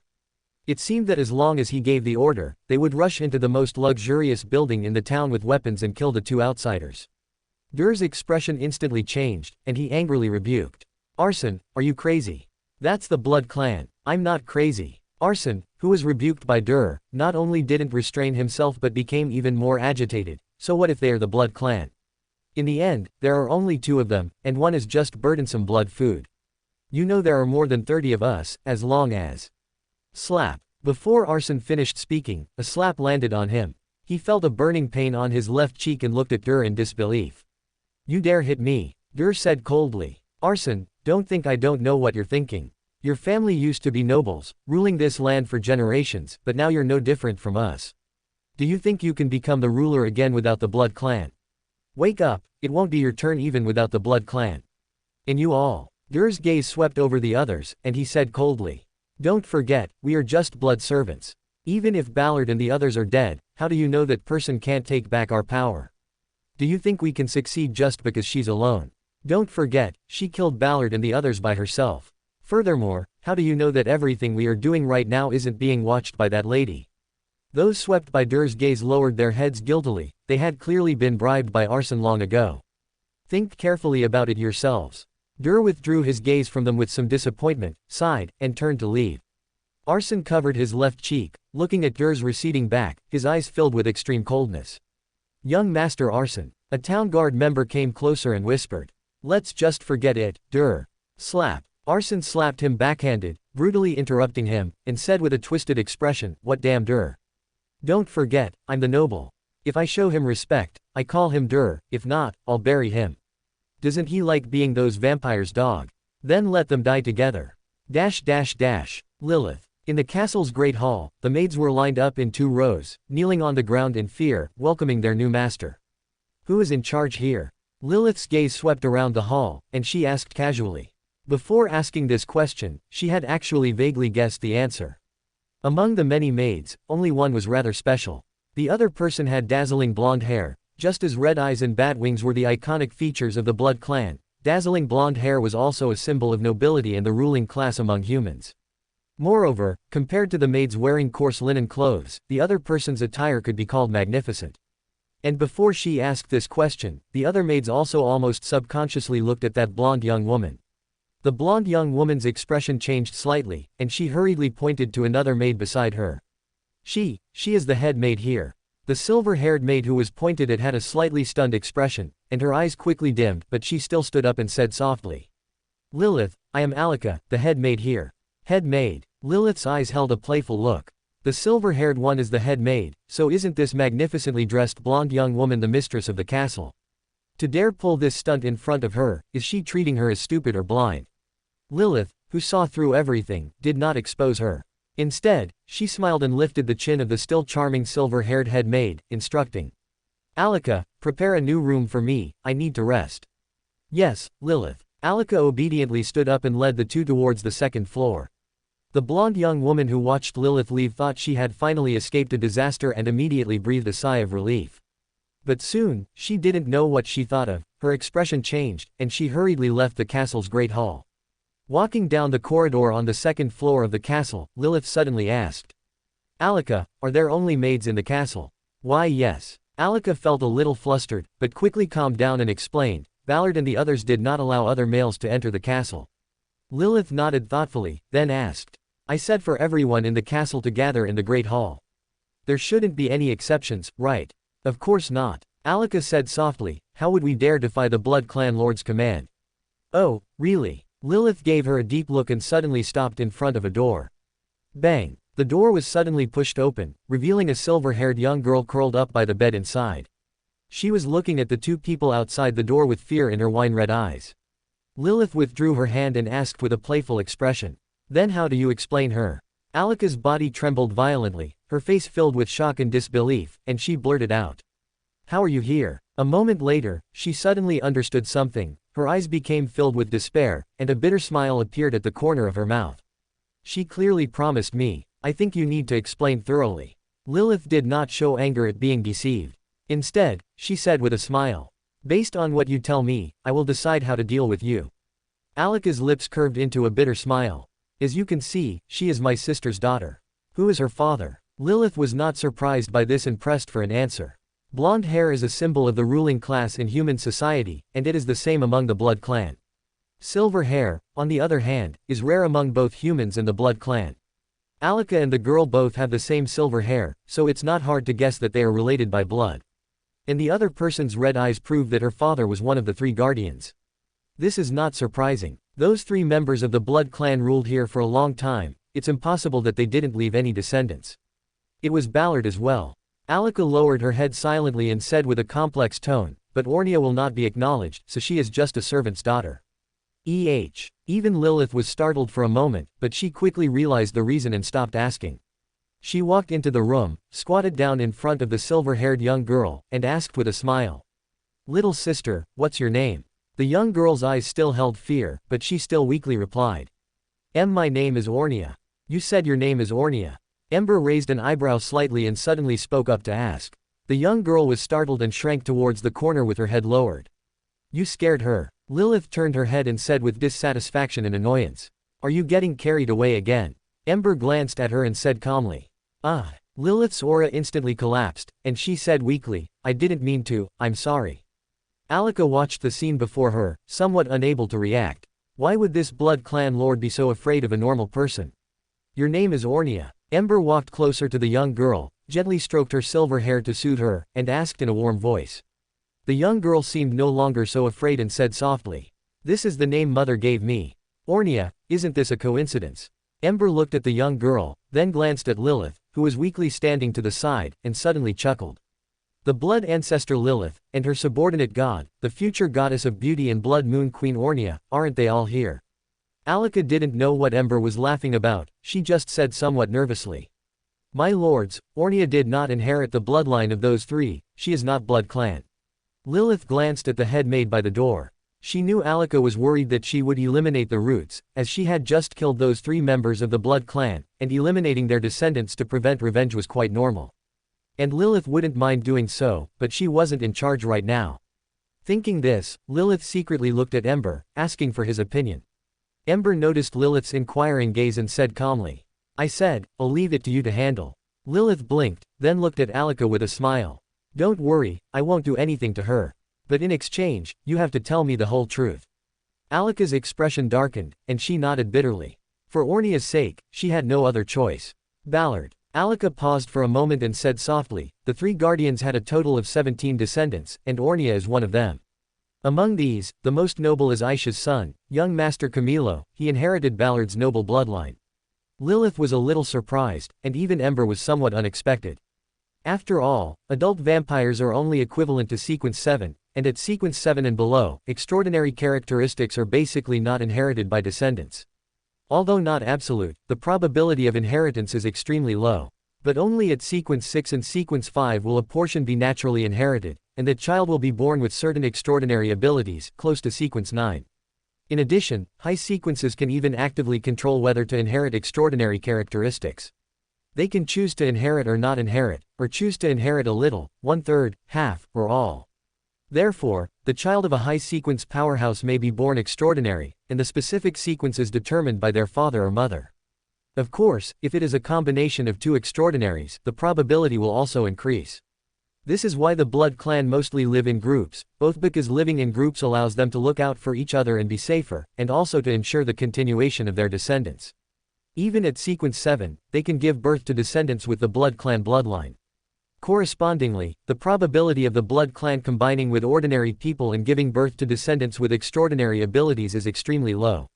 But for the outliers, they have no choice but to reproduce with ordinary people, and the result is often that the outliers' bloodline is thus cut off. This is why those 3 outliers were so excited when they saw Lilith, because a female member of the blood clan meant that the possibility of their descendants having the blood clan bloodline greatly increased. Lilith asked thoughtfully, "Aisha, is that the blonde woman?"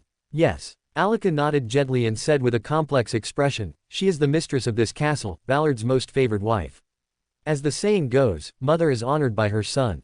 Her son is the only descendant who inherited the blood clan bloodline, so her own status naturally rose accordingly." Lilith nodded slightly, expressing her understanding. Alika suddenly remembered something and added softly, "Aisha and the town guard's arson are siblings. Before the 3 guardians came, their family was the ruler here. So, perhaps they..." Alika hesitated for a long time but still didn't say it out loud. Lilith asked with a smile, "You think they might want to resist?"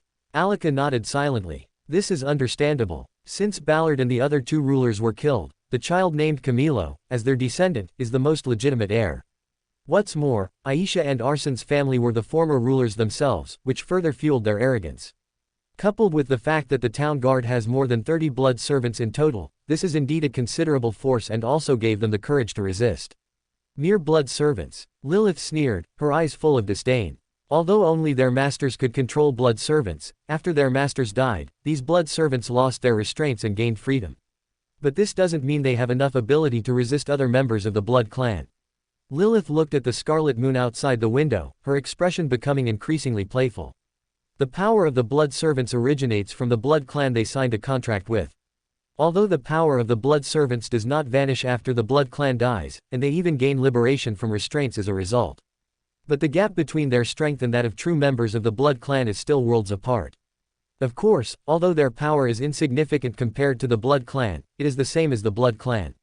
Their power will also receive a certain boost on the night of the full moon. In other words, if they want to resist, their only chance is tonight. Launching a sneak attack at night, while it's still dark, taking advantage of the moment when their power surges.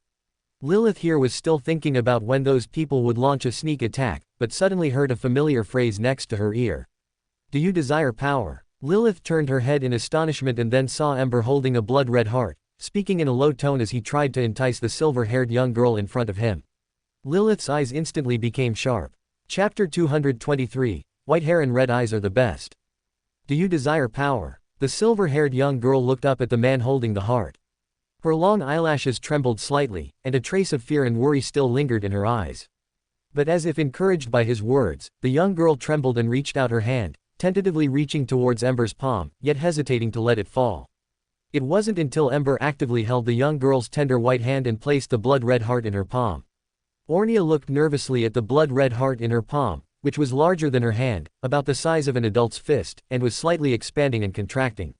She was so nervous that she didn't know what to do and could only look to her aunt for help. But Alika was clearly more helpless. She had never experienced such a thing and didn't know how to help Ornia. Lilith puffed up her cheeks, her tone quite sour. Even so, you don't need to give her blood essence, do you? A first embrace would be enough, and she's just a normal person. She can't absorb the blood essence of the blood clan, she'll die instantly, won't she? It wasn't that humans hadn't tried to plunder the blood essence of the blood clan before, but their ending was always the same. They would explode and die instantly because they couldn't withstand the immense energy of the blood essence. Occasionally, there were exceptions, but they would mutate into terrifying monsters like a pile of rotten flesh. Will die. Alika clearly became more panicked, pleading bitterly, Sir, Ornia is still young. She doesn't understand anything. She doesn't want power, she just wants to live. Aunt, I want power. The silver-haired young girl pursed her lips and whispered, I don't want to be bullied anymore. Alika's eyes dimmed. Although Ornia was the daughter of several guardians, she did not inherit the bloodline of the blood clan and thus could not enjoy the treatment of a guardian's child. Only young Master Carlos, who inherited the blood clan bloodline, was qualified to enjoy the treatment of an heir.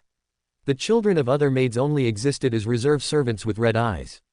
The males would become blood servants for the adults in the future, while girls like Ornia would have the same fate as her aunt, or even more tragic. Alika had once overheard the conversation of several guardians, who seemed to believe that combining with descendants with red eyes like Ornia had a better chance of giving birth to offspring with the blood clan bloodline. Although Ornia was not yet at the most suitable age for childbearing due to her age and had not yet suffered misfortune, that day would eventually come. Although Ornia was still young and the guardians had not yet laid hands on her, children like them were just servants to young Master Carlos in the castle and were often bullied by him. Even if the three guardians had been killed, the rulers would not disappear, they would just be replaced. These two individuals before them, if they wished, could become the new rulers, but they seemed to truly be just passing through and would not stay long. And when they left, the new rulers would most likely be from Aisha's family. Ornia's future fate might be to become young Master Carlos's wife or concubine. Alika could already foresee all of this happening, yet she was powerless to do anything about it because they didn't have the power to decide their own fate. They didn't even have the option to escape, because they had no idea where other human settlements were outside, and the greatest possibility was dying in the wilderness from exhaustion and hunger. Even if they were lucky enough to escape to other human settlements, how much better would the situation be? The best outcome would probably just be becoming a wife, concubine, or maid for some guardian, right? In contrast, if she could gain power, perhaps everything would be different. The confusion in Ornia's eyes dissipated a lot, and her gaze gradually became firm. If her body didn't tremble so violently, perhaps it would be better. Ember looked at the silver-haired young girl's look of determination to die and patted her head, comforting her. Don't worry, you won't die. I know what I'm doing. Lilith's eyes also became somewhat complex, and she hesitated. Do you really have a way to make a normal person directly absorb the blood essence of the Blood Clan? Ember pondered for 2 seconds and said seriously. Theoretically, it's feasible. Theoretically, it was feasible, just lacking a little practical application. So, wasn't he here to practice? Lilith's eyes were full of suspicion. She believed in Ember's strength, but she was not so confident in his theory. The weekly tarot club was held on time. Crimson light surged out like water, drowning everything, and at the same time bringing the members of the tarot club to the Fool. Audrey was about to get up and greet Mr. Fool when she suddenly saw an unfamiliar figure. It was in the seat beside the magician, Furs. Another new member. And a lady. She noticed a question with some confusion and anticipation, which was that the females were on the left side, and the males were on the right side. This should be a deliberate division by Mr. Fool. I wonder if there is any symbolic meaning in it. The left side is for ladies, the right side for males, and the one not on the left or right is Mr. Fool, a god that cannot be defined by gender. Oh right, and Mr. World. Could it be that he is also neither male nor female, or even not human? Audrey, you're thinking too much. This is because Mr. World is a subordinate of Mr. Fool, right? Audrey stood up and bowed with a cheerful tone. Good afternoon, Mr. Fool. Facing Miss Justice's pleasant greeting, Klein, who was usually present, would have slightly curved his lips and nodded gently in response. But at this moment, he frowned slightly because he suddenly discovered a problem. Ember's seat was empty because he couldn't find Ember's flame, and the other party was absent from the tarot club yet again. This time it has nothing to do with me. Klein's eyelids twitched slightly. He was worried about others asking and didn't know how to explain, but he quickly found that Miss Justice didn't stop and turned her gaze to the other side. Good afternoon, Mr. Hanged Man. This time, she did not follow the order of the tarot cards but followed the order of joining the club. After this round of greetings, Hermit, Ms. would know everyone, and I, Mr. Fool, wouldn't need to introduce them. Miss Justice is clearly doing this intentionally. She is truly thoughtful. Extraordinary from the audience domain are indeed different in this regard when they are serious. Klein was first stunned, then enlightened, and at the same time realized a problem. Miss Justice and Ember were always inseparable. Since she wasn't in a hurry, it meant she should know where Ember went, and he, the Fool, probably didn't need to explain. The Hermit, Catalya's gaze swept over the members of the tarot club one by one following Justice's introduction, while others were also quietly observing this new member, probing the details she displayed. But soon, the Hermit's gaze suddenly paused.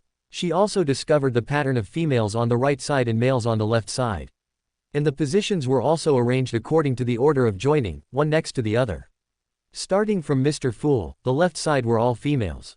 A young girl suspected to be from the upper nobility of Ruin, who took the initiative to greet her and introduce others, suspected to be an initial member, whose title was unknown. The Judgment, who was not tall but full of dignity. The Magician, who had a lazy temperament and was easily overlooked. Finally, there was her, the newly joined Hermit. And the right side were males.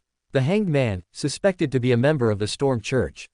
The Sun, suspected to be a miner, wearing rare clothing suitable for combat. The Moon, sitting casually, with black hair and red eyes, wearing the robe of a priest of the Earth Mother. And Mr. World, sitting at the end, with a gloomy temperament, wearing a hooded robe, not looking like a living person. Their positions were clearly related to the order in which they joined the tarot club, but the problem was that there was a gap between the Hanged Man and the Sun, seemingly intentionally left empty. Was there originally no one there, or did the owner of that position suffer some accident? Catalya leaned towards the second guess, that the owner of that position might no longer be in this world.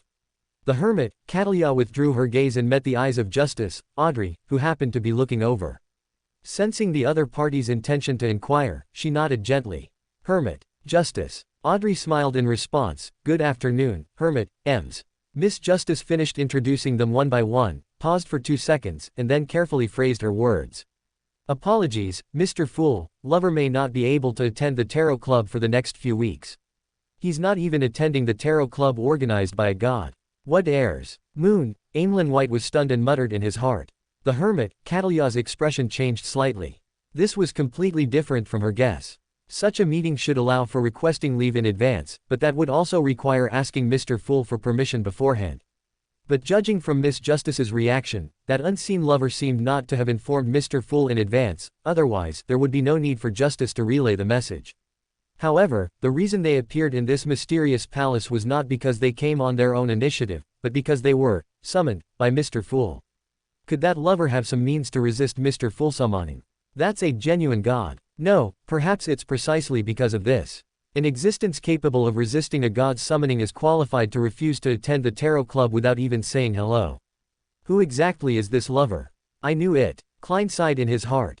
Disappearing without even saying hello, you're making me very uncomfortable.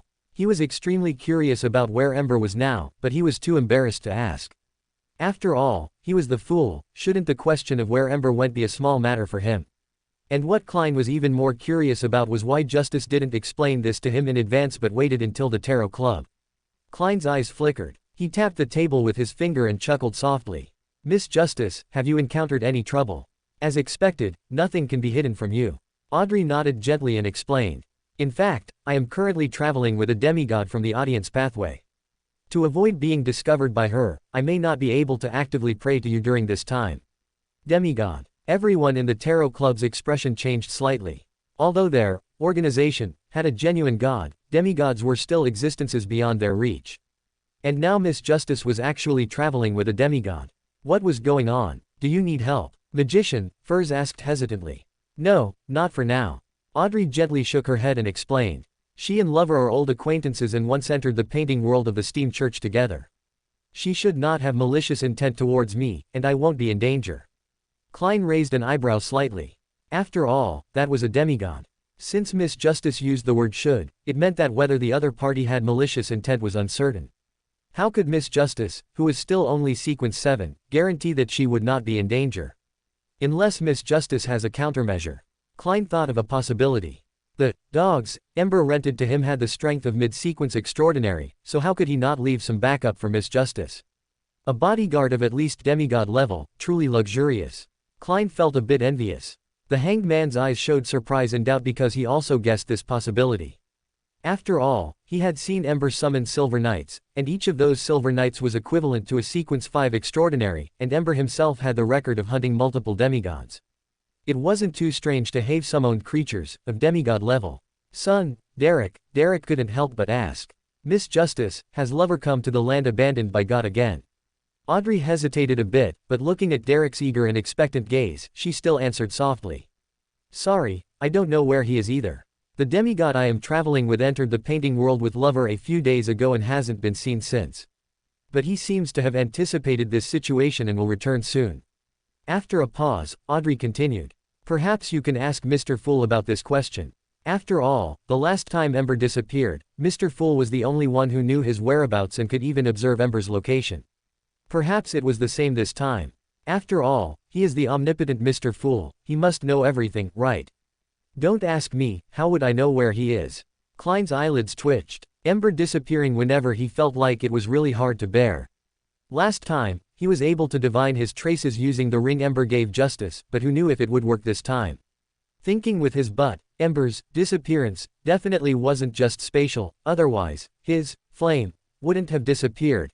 Klein had already vaguely guessed that the myriad crimson stars above the gray fog were actually everyone's projections in the spirit world. As long as one was still in this world, they would inevitably leave a projection in the spirit world, unless that person wasn't in this world at all, or rather, wasn't in the current world. And Ember was in this situation. His disappearance didn't just involve space, but also time. He might be in the second epoch now, or he might be in the third epoch, fourth epoch, or even in the future. All of this was possible, and Klein couldn't make an accurate judgment at all. Divination would likely be ineffective because of the lack of a medium, and he didn't know if divining with the sacrifice ring would still work.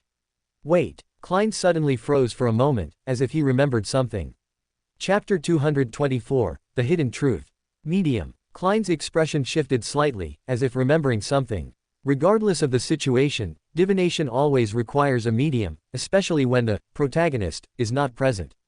The closer the medium is linked to the target of the divination, the more detailed and accurate the divination results will be. And the sacrifice ring Ember gave to Miss Justice is undoubtedly one of the mediums closely linked to him. Previously, Klein had used this medium to pinpoint Ember's whereabouts through divination, thereby confirming that he had returned to the past.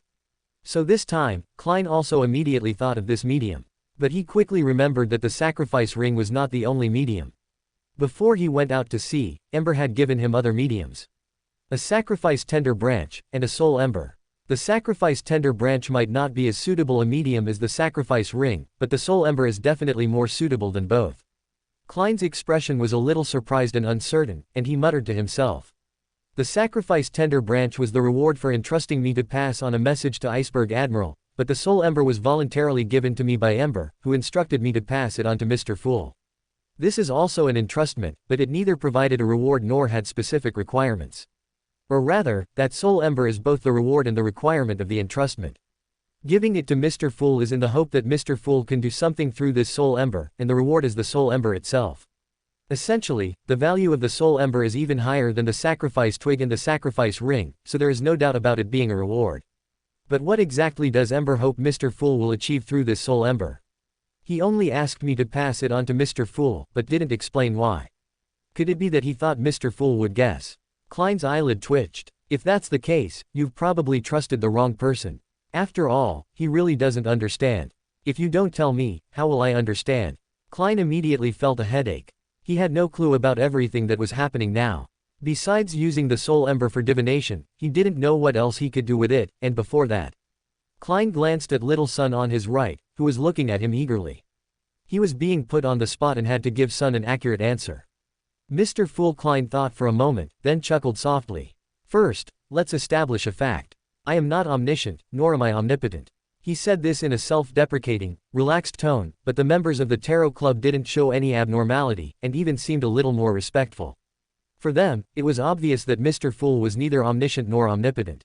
Even without considering their individual speculations about Mr. Fool's state, the fact that his honorific name did not contain similar descriptions was enough to explain the issue. Moreover, none of the current true gods or evil gods have honorific names of the omniscient and omnipotent type. After subtly setting the tone, Klein slowly said, I have some guesses about Lover's current location, but it will take time to verify. He knew Ember was definitely not in the current time and space, and most likely had returned to the past. But he had no idea how many years ago. Divination could likely give him a more accurate answer, but he couldn't perform divination in front of others. This would have to wait until the Tarot Club ended. Sun was clearly a little disappointed by Mr. Fool's answer and lowered his head in dejection. As for his thoughts, the members of the Tarot Club, except for the hermit who had just joined, could more or less guess. Sun's Silver City is located in the land abandoned by God, isolated from the world. For thousands of years, they have not found any way to leave the land abandoned by God. But if he could successfully find Lover, perhaps there would be a chance for the residents of Silver City to leave with Lover. But unfortunately, Mr. Fool's words undoubtedly shattered Sun's hope once again. The hermit Catalia lowered her eyes slightly to hide the shock in them. It was not difficult to judge from Sun's question and the attitude of the others that this Mr. Sun came from the land abandoned by God that Rosal the Great had desperately searched for. Can Mr. Fool connect to that place? No, perhaps, he awakened from there. The hermit Catalia thought with shock and solemnity. The Tarot Club was clearly more complex than she had imagined. Its members were not only involved with the Storm Church, the Earth Mother Church, and the Ruin aristocracy, but also had connections to the legendary land abandoned by God. In addition, there was that Mr. Lover. Although they had never met, it was not difficult to see from the attitude of the other members of the Tarot Club. His status and level might be the highest in this Tarot Club besides Mr. Fool. As for the sequences of the others, there was insufficient information to judge, but it should not be low. Just as she was making a guess, the hermit saw Miss Justice nod thoughtfully, then turned to the head of the bronze long table again. Mr. Fool, I'm out of town and have only collected 1 page of Roselle's diary. Mr. Fool, I got 3 pages, Magician Furs said with a smile. Hanged Man remained silent. The diary session of the Tarot Club had almost become a solo act for these two ladies. Roselle's diary. Catalia almost couldn't control her expression, because she clearly remembered that person once saying, "That's not a notebook, it's his diary, but no one else can understand it except him." Catalia took a deep breath, maintaining her outward composure, and simply turned her head to observe the first transaction. Because she deeply understood that the only thing she needed to do as a new member of the Tarot Club was to listen more and speak less. Sun, Derek followed closely. Mr. Fool, I have copied down new ancient god legends. Tisk, always using ancient god legends to fob off. The Moon Emlyn glanced at Sun, Derek contemptuously, then stood up respectfully and said. Mr. Fool, I have also copied down a section of Blood Clan history. Justice looked at Emlyn in surprise, and Hanged Man's expression was also a little subtle. What are you looking at? You must be jealous of me. After all, human history is not as detailed as the Blood Clan's records. You know, there are still many powerhouses from before the Cataclysm alive in the Blood Clan, and they are all witnesses to past history. Emlyn instinctively shrank his head, but quickly straightened up again with a righteous air, saying haughtily. If you want to see it, I can also give you a copy. Thank you, Hanged Man nodded lightly, thanking him casually. He wouldn't miss such an opportunity to get something for free. Emlyn White didn't feel anything was wrong. After all, he had always wanted to show off the glorious history of the Blood Clan to outsiders, but he never had the chance. Mr. Fool Klein was speechless and laughed. He casually copied several copies of the Blood Clan history provided by Emlyn and passed them around to the other members. This was also quite good. At least in the future, while he was reading the diary, the others wouldn't have to just sit there watching him read the diary. Klein quickly flipped through the diary in his hand, skipping the descriptions full of nutrients, but actually lacking in substance, and even skipping the content recording Rosal the Great stealing the Antigonus family notebook from the Steam Church for Cheritu. His gaze finally settled on another page. July 7th, under my earnest advice, the Church of the Blazing Sun finally agreed to hand over the painting world to the Steam Church. As expected of me. Indeed, as expected of you. The Eternal Blazing Sun Church probably agreed because you annoyed them so much, right? Klein silently skipped this sentence and continued reading. I spent some time exploring the entire painting world, exploring almost the entire map. And just as I expected, just like in the game, every painting world has a core. But I didn't expect that the core of this world would be exactly the same as the Eretal Church in the game. This is definitely not the one from the game, but the identical architecture is certainly not a coincidence. Could it be that this painting world was also painted by Miss? If so, where is Miss? And where did the paint come from? Quote. There was a large blank section in the middle with traces of being smeared, which made Klein frown as he continued to read. Anyway, I finally decided to cover up this church. I need to build a city on it, which is something every saint and angel of the Steam Church must do. Everyone must contribute to the construction of this world, and this won't arouse anyone's suspicion. I should name my city. Let me think. Got it, let's call it Terra Imperial Palace. From now on, this painting world will be called Sacred Terra. Just having Terra isn't enough, I also need to equip the Imperial Palace with sufficient Imperial guards. Quote. A legion of 10,000 is a bit difficult, and a legion of 1,000 is also unlikely. Let's just get a few titans then, it's all the same anyway. Quote. After finishing the diary, Klein's brows were tightly furrowed. The smeared parts of the diary were clearly intentional, but only someone who could understand the diary would smear crucial information. And the only person who should be able to understand the diary is Rosal the Great himself, which means Rosal smeared these diary entries himself. But since he wanted to write it down, why would he smear the diary entries? Or is it that those contents, like the Twilight Hermit Society, cannot be recorded? And what kind of secret is hidden inside the church? Moreover, Miss Justice also seemed to mention that Ember had entered the Steam Church's painting world, which clearly happened after he went out to sea. And it likely happened within this week, otherwise it should have been mentioned during the last Tarot Club meeting. In other words, Ember's disappearance is also related to the painting world. Perhaps he touched the core of the church, which is why he mysteriously disappeared. Tisk, could Ember have been teleported to the gathering place by the bonfire? Klein suddenly frowned, because he discovered that this page of the diary was provided by Miss Justice. Ember disappeared because of the painting world, and she just happened to submit a page of the diary related to Sacred Terra. Is this really a coincidence? Having been tricked by coincidences twice in a row, Klein could no longer look at the word coincidence directly. He didn't think Miss Justice did it on purpose. After all, she couldn't understand the content of the diary at all. Then, it must be the person who provided this page of the diary to Justice. That spectator pathway demigod who was traveling with Miss Justice. Klein's eyes flickered, and he vaguely guessed the truth, but his doubts increased instead of decreasing. Who exactly is that demigod? Klein didn't dwell on it for too long and quickly picked up the Blood Clan history provided by Emlyn next to him to read. This history was just an outline, equivalent to a table of contents. This wasn't surprising. After all, if the true history of the Blood Clan were recorded in every detail, it could definitely fill a library. And what this history focused on was mainly the period after the Great Cataclysm and before the Four Emperors' War. That period was the last glory of the Blood Clan.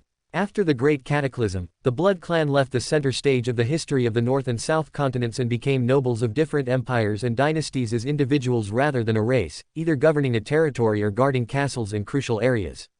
It wasn't until the Queen of the Blood Clan, Blood Moon Queen Ornia, who led us out of the Dark Ages, reached a strategic cooperation with the Night Emperor of the Trenasost Empire, that the entire Blood Clan united and became an important supporter of this dynasty, their status even once equal to the Night Emperor himself. At that time, Augustus of Rouen and Einhorn of Fersac both had to respectfully address her as Her Majesty the Queen. In that era, Queen Ornia was a symbol of beauty.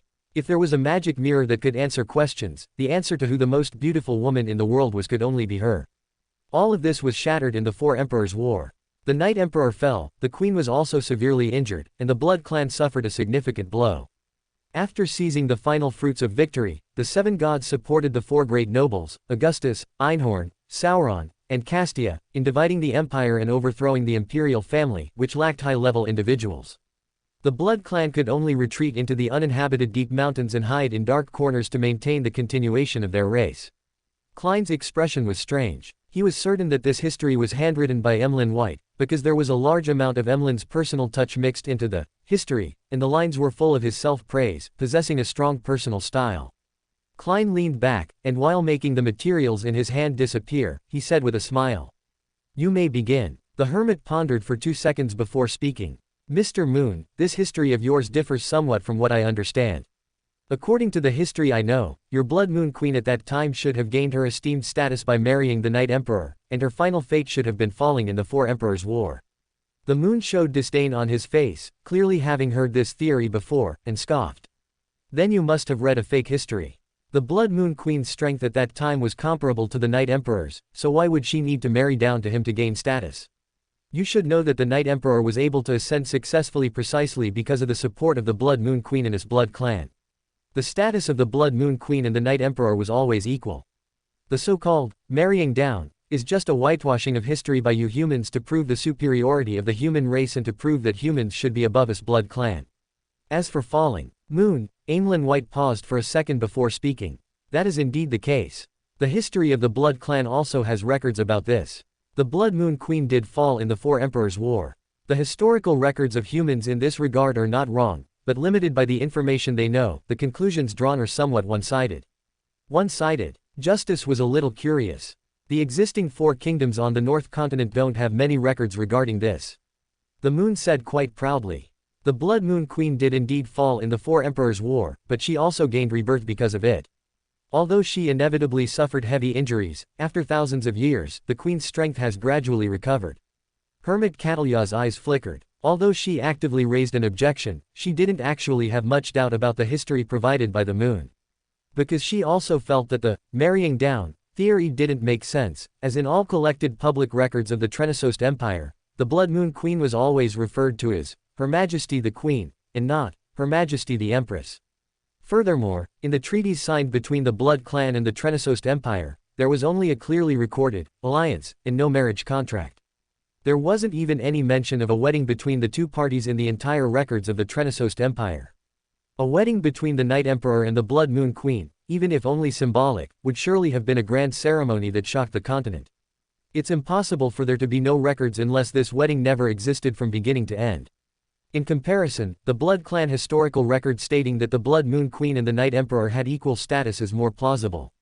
The reason Catalya was so convinced by this non-mainstream theory was mainly because the lady she once followed was also quite interested in this period of history and thus reached the same conclusion as the Moon, believing that the Blood Moon Queen and the Night Emperor, at that time should have had equal status, and that the marrying down was just a groundless rumor.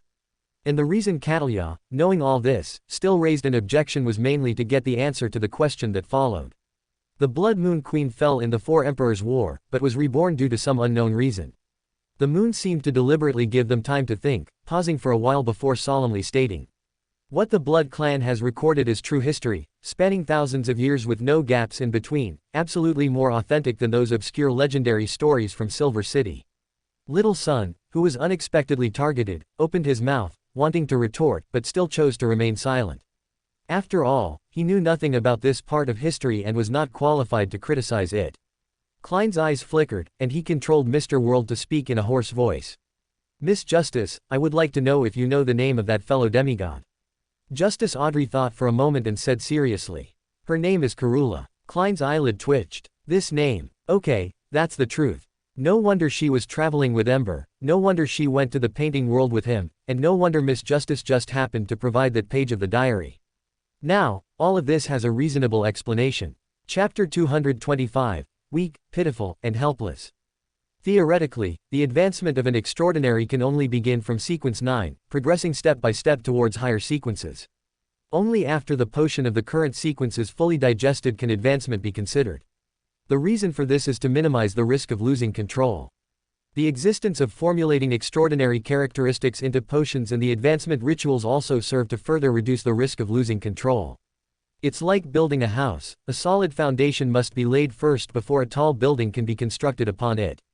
Without a foundation, a tall building would simply shatter the ground if it fell.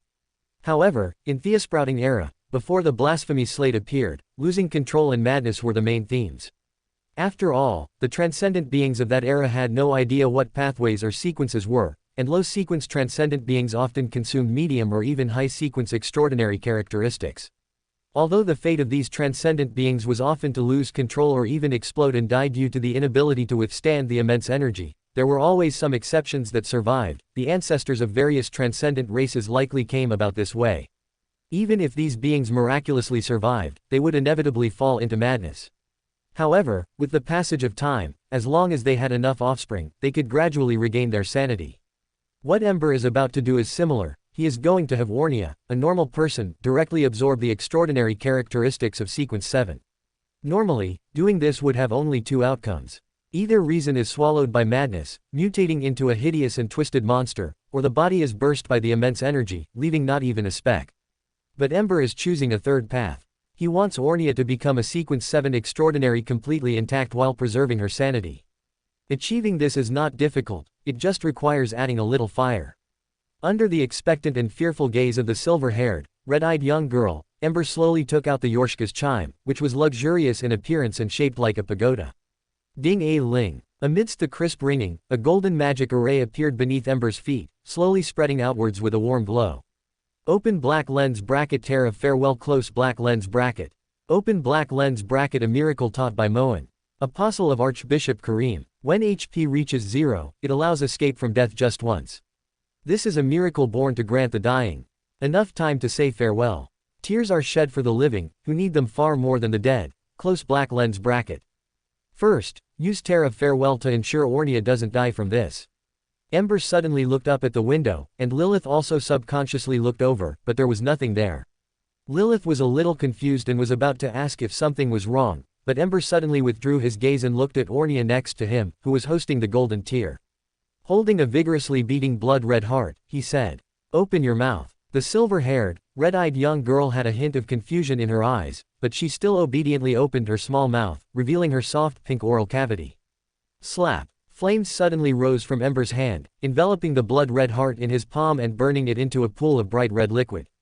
Before Ornia could react, the flames, as if they had their own thoughts, carried the bright red liquid within and rushed into the young girl's oral cavity. Ornia, whose oral cavity was invaded by a foreign object, was startled and closed her eyes in fear, but her body did not feel uncomfortable. This was because the moment the bright red liquid entered her body, it turned into an invisible force that surged towards Ornia's limbs and bones as if vying for first place. Ornia opened her eyes in a daze. She had thought it would be painful, but now she only felt a warmth throughout her body. She could easily feel the power surging within her, feel the frenzy in its bones, but this frenzy was firmly bound by some force, making it as docile as a lamb, only able to enter her body step by step at a predetermined speed and frequency, until her body could completely accept the infusion of this power. Smoother than I expected. Ember nodded slightly. Everything was as he had anticipated. Under the guidance of the flames, the power of the extraordinary characteristics did not overflow at all.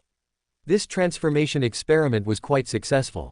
Ornia is now a Sequence 7 vampire of the apothecary pathway, and if classified by blood clan standards, she is now a standard adult blood clan, even though she is not yet an adult. Just then, Ornia suddenly closed her eyes again. A large amount of mysterious knowledge corresponding to the sequence flooded into her mind along with the power, and the feeling of swelling in her head made her frown slightly in pain. But she quickly adapted. Compared to the loss of control of the extraordinary characteristics themselves, this pain was insignificant. After doing all this, Ember turned his gaze to Alika and suddenly asked, "Where are the others hidden?" Alika was relieved to see Ornia safe and sound. But hearing Ember's question at this moment, she still hesitated. She knew Ember was asking about the whereabouts of the Guardian's other descendants, but they were still just children. Lilith narrowed her eyes slightly, quite disdainful of Alika's naivety. Even if they used Ornia as a sacrifice, you still want to protect them. Ah, yes, after all, they are still just children. No matter how cruel the struggle between adults is, children are innocent. Lilith scoffed. What a naive thought. Did you forget that Ornia is also just a child? When she was abandoned, did those people consider her? Or are you saying you want to trade Ornia's life for the lives of those children? No, it's not. Alika's face turned pale, but her defense sounded so weak. Just as Lilith was pressuring Alika step by step, a tender and crisp voice suddenly sounded in their ears. I know where they are hidden. Ornia. Alika looked at Ornia in astonishment, somewhat disbelieving. Lilith. Ember withdrew his gaze from Alika and instructed. You and Ornia go find them. You know what to do, right? Lilith nodded seriously, then said confidently. No. Sister Dorothy likes to say things like this to her subordinates, saying, you know what to do, right? But even if the other party's actions are to her liking, they will often be criticized afterwards. I won't fall for it. Lilith hummed lightly in her heart. Ember raised an eyebrow slightly but still gave specific instructions. They are still just children after all. Lilith puffed out her cheeks, almost unable to stop herself from clicking her tongue, while a glimmer of hope appeared in Alika's eyes. So, definitely don't let them go. Hearing Ember say the next sentence with a calm expression, Lilith's lips curved slightly upwards, and she said with a smile. Now I know what to do. Alika's expression turned pale, while the expression of the silver-haired young girl beside her was incredibly calm, seemingly indifferent to everything that was about to happen, completely different from the weak, pitiful, and helpless appearance she initially displayed. Her name is Karula, Miss Justice said softly. She calls herself Dark Spawn and is also one of the evaluator group of the Psychological Alchemy Society, codenamed Lust. Klein's expression was subtle. If the name Karula only made him speculate, then Dark Spawn was solid proof, as there is no such term as Dark Spawn in this world. And that was indeed the case.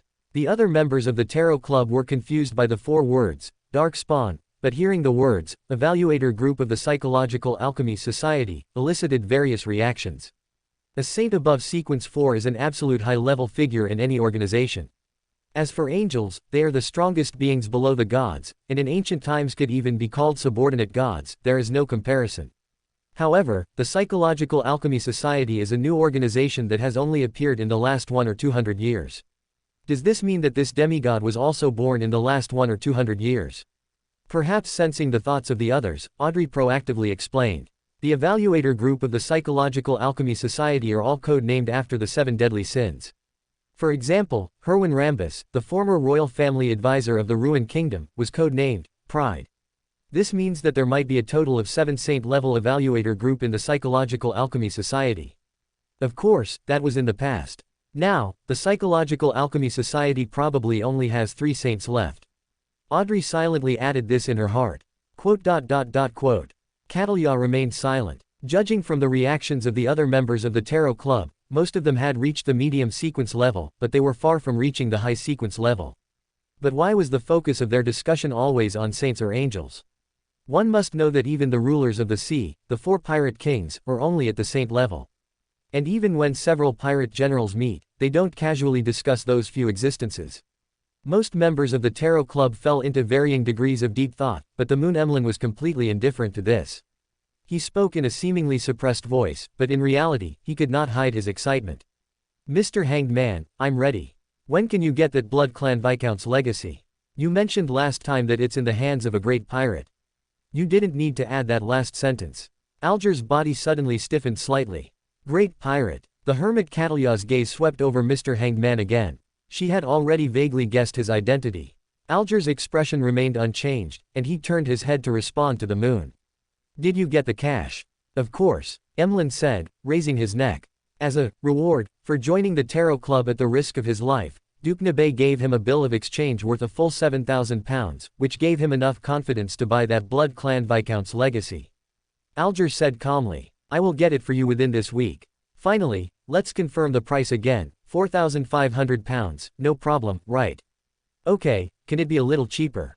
Under Emlyn's shifty-eyed bargaining, the two quickly finalized the transaction details, settling on a price of £4,300 and a commission of £300.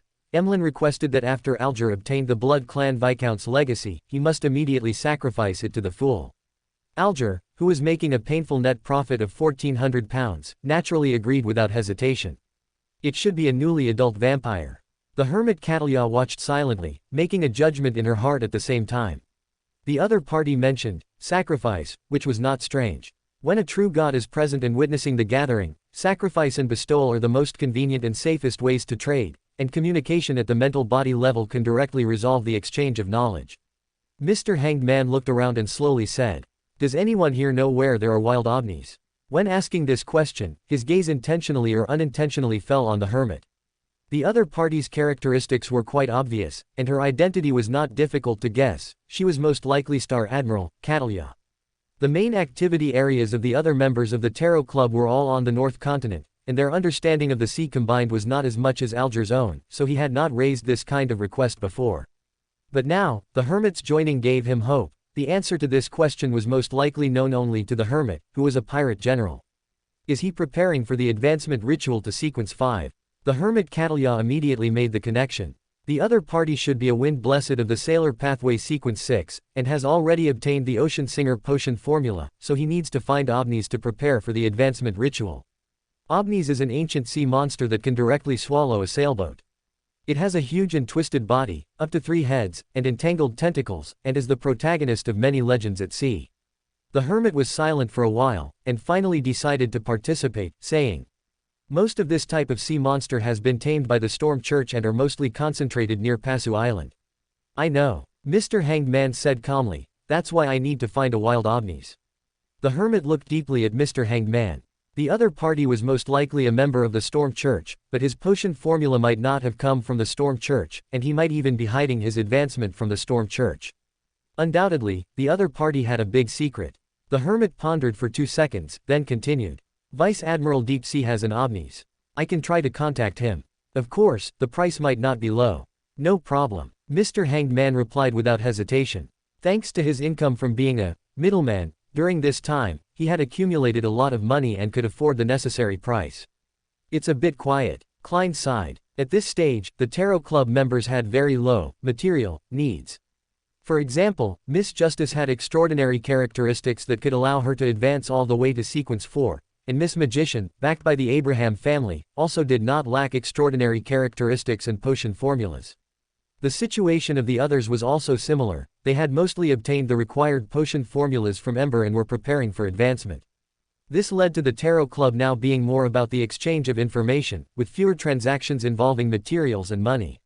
Of course, Justice was an exception. So far, Miss Justice has not even spent a tenth of the 1 million gold pounds she promised.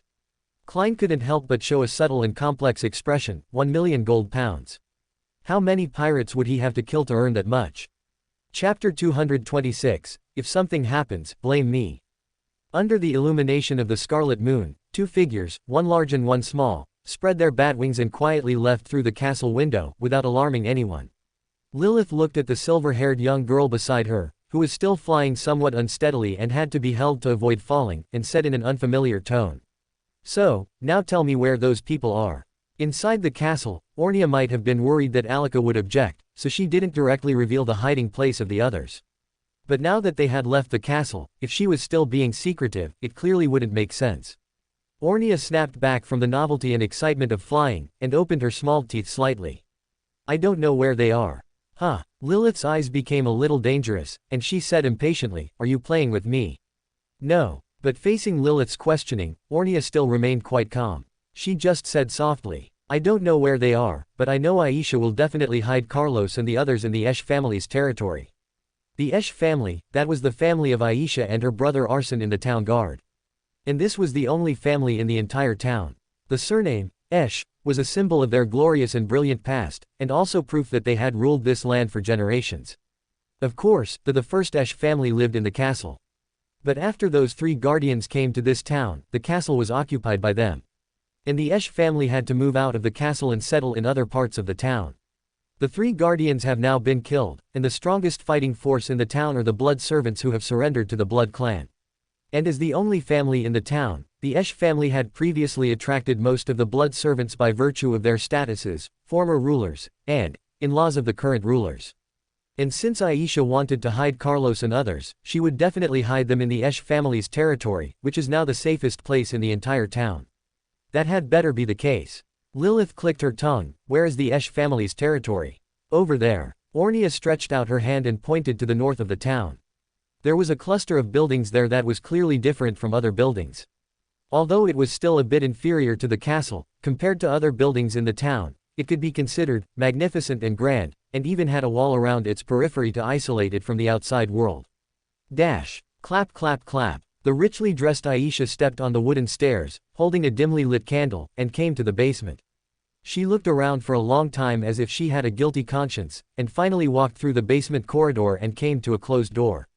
Creak. She pushed open the door, and behind the door was deep darkness. And in the darkness, a pair of blood-red eyes as large as copper bells suddenly opened, making Aisha almost scream in terror. Seeing his sister's appearance, Arson quickly spoke to comfort her. Aisha, it's me. With the weak candlelight, Aisha saw Arson emerge from the darkness and also saw the owner of those blood-red eyes. It was an incredibly strong saber-toothed tiger with 2 fangs protruding from its lower jaw. Aisha immediately recognized this saber-toothed tiger. This was an extraordinary beast that had been tamed by the former guardians, and its strength was even above that of blood servants like Arson. With its addition, the success rate of this operation would undoubtedly greatly increase. But Aisha did not feel joy and peace of mind, but rather asked with some worry. You brought it too, what about Carlos? This saber-toothed tiger was tamed by the guardians, but the guardians themselves didn't think much of the saber-toothed tiger's strength, and instead bestowed it upon Carlos, making it the guardian of the still young Carlos. But now that Arson had brought this saber-toothed tiger to the castle, didn't that mean Carlos was unprotected? Arson frowned at his sister's excessive kindness, but still explained soothingly. It's okay, Carlos is after all of the Blood Clan bloodline, his strength is not bad to begin with. Moreover, what danger could there be in the town? Others don't even know where Carlos is, so it's the same whether he has protection or not. Aisha still hesitated, saying worriedly. Then Carlos. All right, Arson said impatiently, the only danger in the town is currently in the castle. Only if we succeed here and successfully retake the castle will Carlos be truly safe. Instead of worrying about Carlos, how did you do with what I asked you to do? Aisha's expression was hesitant, but she still replied in a low voice. Everything was done according to your requirements, but will this really work? I left Ornia in the room, but things don't seem to be going as we expected. That person didn't kill her. Has our plan been exposed? Impossible. Arson said in a deep voice, our plan is so secretive, how could they possibly find out? And even if they did, what then? She is only one person after all. Aisha still hesitated. But, no buts. Arson frowned and interrupted her, saying impolitely, as long as you strictly follow my instructions, there will be no problems with tonight's operation, understand? You don't have to worry about Carlos either, I hid him in a place no one knows about, it's very safe. Aisha nodded silently. It had already reached this point, she had no way out. Then I'll go up and take a look first, you guys follow later. Aisha instructed and then turned around and walked towards the basement stairs, to avoid anyone discovering Arson and the others' arrival. Young Master Arson. A young man came forward and asked in a low voice, I always feel uneasy, why don't we call Dur? Arson's expression turned cold, and he said coldly. Why do you mention him? Are we incapable of doing anything without him? Dur is a coward. It's not like I haven't actively sought him out, but you've seen the result, haven't you? But Dur is after all. Enough. Arson sharply interrupted the chattering young man. There are so many of us here, what difference does it make whether he's here or not? If you're scared, just stay here and don't move. You don't need to participate in the fight later. Quote. The young man fell silent and silently retreated back into the crowd. Yeah, what is there to be afraid of? There were a total of 32 people in the town guard, and 21 of them were here with them. Plus the saber-toothed tiger guarding Carlos, that's 22 against 1. With such a huge advantage, how could they lose? As long as they win, the Esh family will return to their ruling position, and they will all be heroes who followed the dragon. Having reached this point, how could they possibly give up? Just then, a flickering firelight suddenly appeared above the basement stairs, which was Aisha signaling them. Go. Arson's eyes flickered, and he said in a deep voice. Whether the Esh family can be great again depends on whether their actions this time are successful. No matter what, success or failure depends on this one action. It's here. Ornia pointed to the house surrounded by a wall below and said softly. This is the Esh family's territory, Carlos and the others should be hidden here. Lilith looked at the house below, which could be called a villa, compared to the other wooden and stone houses in the town, and frowned slightly. Something's not right. Ornia blinked and looked up in confusion. Lilith frowned and asked, didn't you say this is the safest place? Ornia nodded and explained in a low voice. A large part of the town guard has been won over by the Esh family, and they and their families live near the Esh family's territory. The Esh family provides them with a comfortable life, and they have to serve the Esh family. So this is the safest place in the entire town besides the castle. Is there a problem? A hint of doubt flashed in Lilith's eyes. But there isn't a single blood servant here, are you sure you haven't come to the wrong place? She didn't think Ornia was lying to her. After all, the other party had no reason to lie to her, and doing so would not benefit him in any way. Moreover, she could tell at a glance whether Ornia was lying. Ornia was stunned for a moment, and didn't understand what was going on for a while, but she quickly reacted and exclaimed. They went to the castle. Lilith immediately remembered Alika's reminder, the Esh family might take the opportunity to attack. The current situation also confirmed this.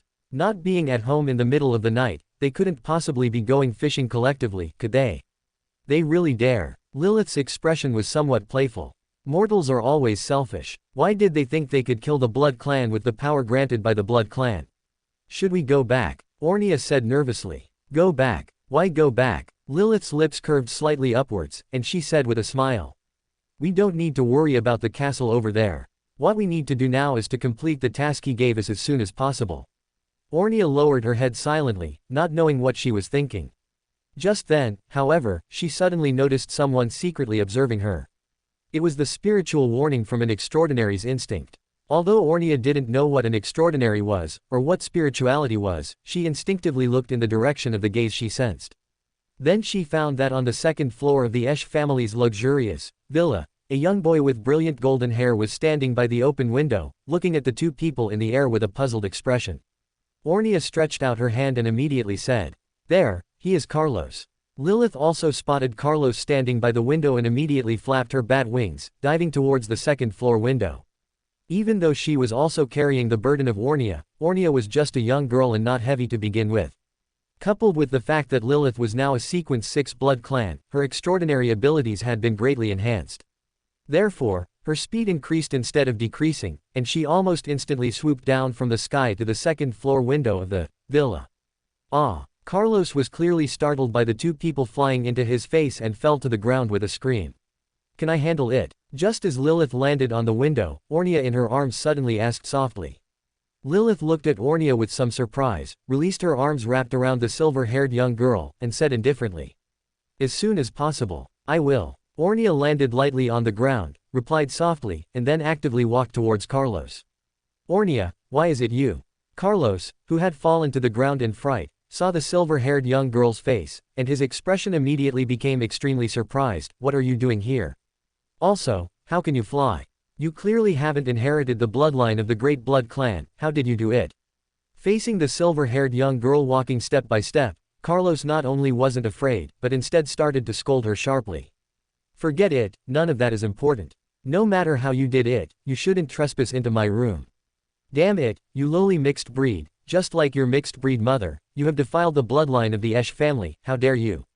Puff. Ornia walked up to Carlos without saying a word, the front of her fingernails began to quickly extend, and she didn't hesitate to stab them into Carlos's heart. Carlos's words came to an abrupt halt. He looked down blankly at his pierced chest, his mouth wide open, as if trying to make a sound, and Ornia could even guess what he wanted to say. Nothing more than insulting words like mixed breed, it wasn't the first time anyway. Slap. Ornia directly withdrew her hand. Her fair and slender arm was covered in blood, and in her palm she held a blood-red, faintly beating heart. Carlos's cheeks became incredibly pale, but he was still alive. Even if he was just an underage blood clan, he was still a true extraordinary creature, with a much stronger life force than ordinary people. Even with a fatal injury, the blood clan dies much slower than ordinary people. Ornia supported the tottering Carlos with one hand, held his heart out to him, and said softly. See, your heart is no different from mother's, is it? They are all the same, fragile. Squish. Ornia crushed the heart in her hand, and blood, membrane, and fragments splattered. The remaining parts slowly dripped from her palm. And Carlos finally couldn't make any sound. His blood-red eyes gradually lost focus. Bang. Ornia let go of her hand, letting Carlos's body fall to the ground. She slowly walked back to Lilith's side, revealing a bright smile. Thank you. Lilith looked at the young girl's bloody right hand, the corners of her mouth curved slightly upwards, and she said with a smile. Well done. It was her first time killing someone, yet she could do it without changing her expression, and her scheming and depth of thought were completely inconsistent with her age. It was not difficult to guess that Ornia must have had a very difficult experience before. But Lilith didn't care about Ornia's past, she only felt pleased. Just then, there were hurried footsteps outside the door. Bang! A male servant suddenly pushed open the door, looked at the two women standing in the room, was stunned for a moment, and then saw Carlos's body, his pupils constricting sharply. Young Master Carlos, I'll leave the rest to you, is that okay? Lilith said lazily. Okay. Ornia nodded silently, her fingernails began to extend outwards, and she walked silently towards the male servant. No one in this villa can be left alive. Chapter 227. I've always wanted to see that expression on your face, that expression of jealousy towards me. The fool, at the head of the mottled bronze long table, Klein was quietly examining the soul ember in his palm, lost in thought. Soul ember, an item unique to Dark Souls 3. Open black lens bracket. The soul ember left within the heroes. An item that the Ashen Ones, who lack the first fire, cannot obtain. Thus, they are attracted. Close black lens bracket.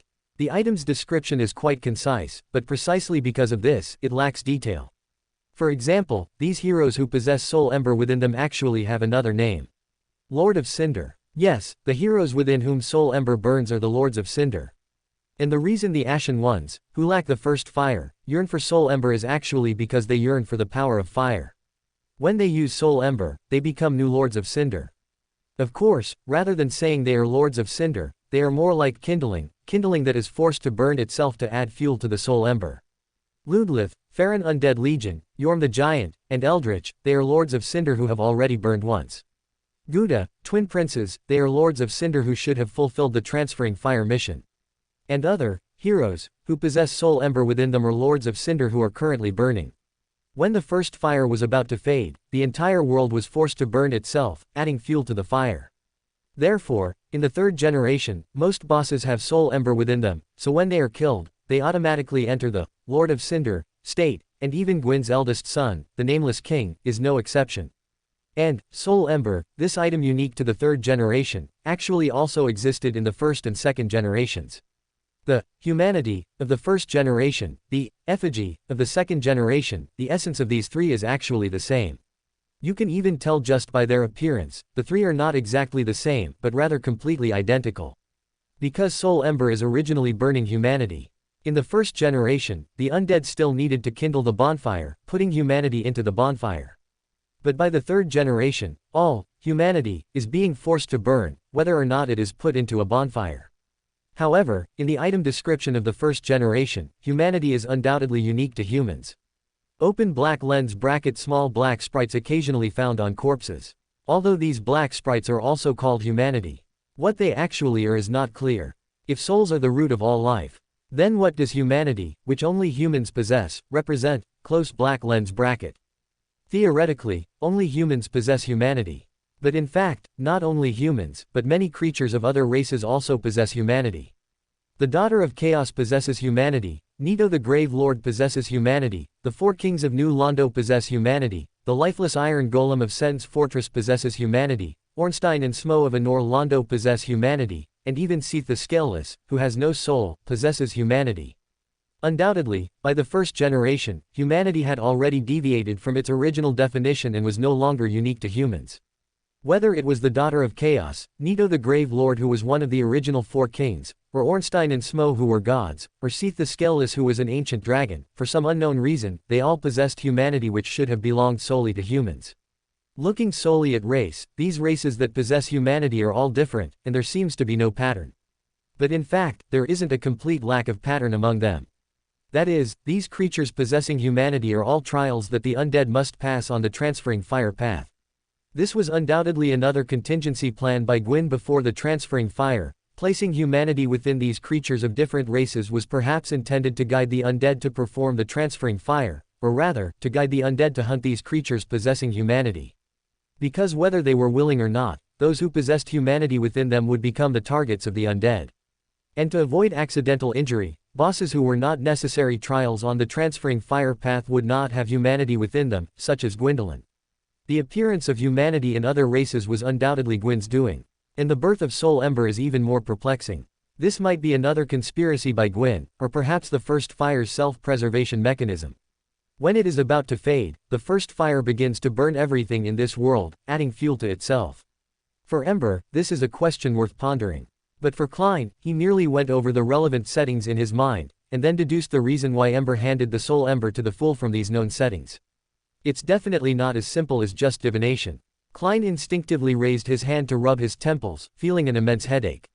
Ember clearly held great expectations for Mr. Fool, thinking that even if he didn't say anything, Mr. Fool would understand, but this Mr. Fool, truly didn't understand. The only uses he could think of now, besides using Soul Ember to divine Ember's recent situation, were crushing the Soul Ember to save his own life. But the second option was impossible. Firstly, Klein didn't want to become a Lord of Cinder yet, let alone be burned. Secondly, if he crushed the Soul Ember and failed to unleash its true effect, there was a high probability that Ember would chop him down on the spot. Forget it. Klein let out a long sigh. Since he couldn't figure it out, he wouldn't think about it for now, he would do the divination first. He had to first confirm Ember's situation. Klein placed the Soul Ember on the table and simultaneously materialized a piece of parchment, writing the specific divination statement on it. Ember's location. After silently repeating it 7 times, he held the parchment and the Soul Ember and leaned back against a chair. In a few seconds, Klein's eyes deepened, turning from brown to black, and he entered a state of meditation.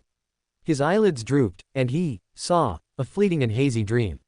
He saw a town located in the wilderness, and he saw the tall castle within the town. Immediately after, his vision continuously zoomed in, rapidly moving from high altitude to the castle window. He saw the scene inside the room. Ember was squatting on the ground, reaching out towards the silver-haired young girl curled up in the corner before him. And standing beside him were 2 other women, one a silver-haired maid who appeared to be the mother of that silver-haired young girl. She seemed a bit uneasy, as if afraid that Ember would do something to the silver-haired young girl. And the other was a charming young girl with dazzling golden hair, looking at the silver-haired young girl with unfriendly eyes. Klein withdrew from the dream, his eyelid twitching. Based on Ember's behavior just now, anyone who didn't know would think he was kidnapping a little girl.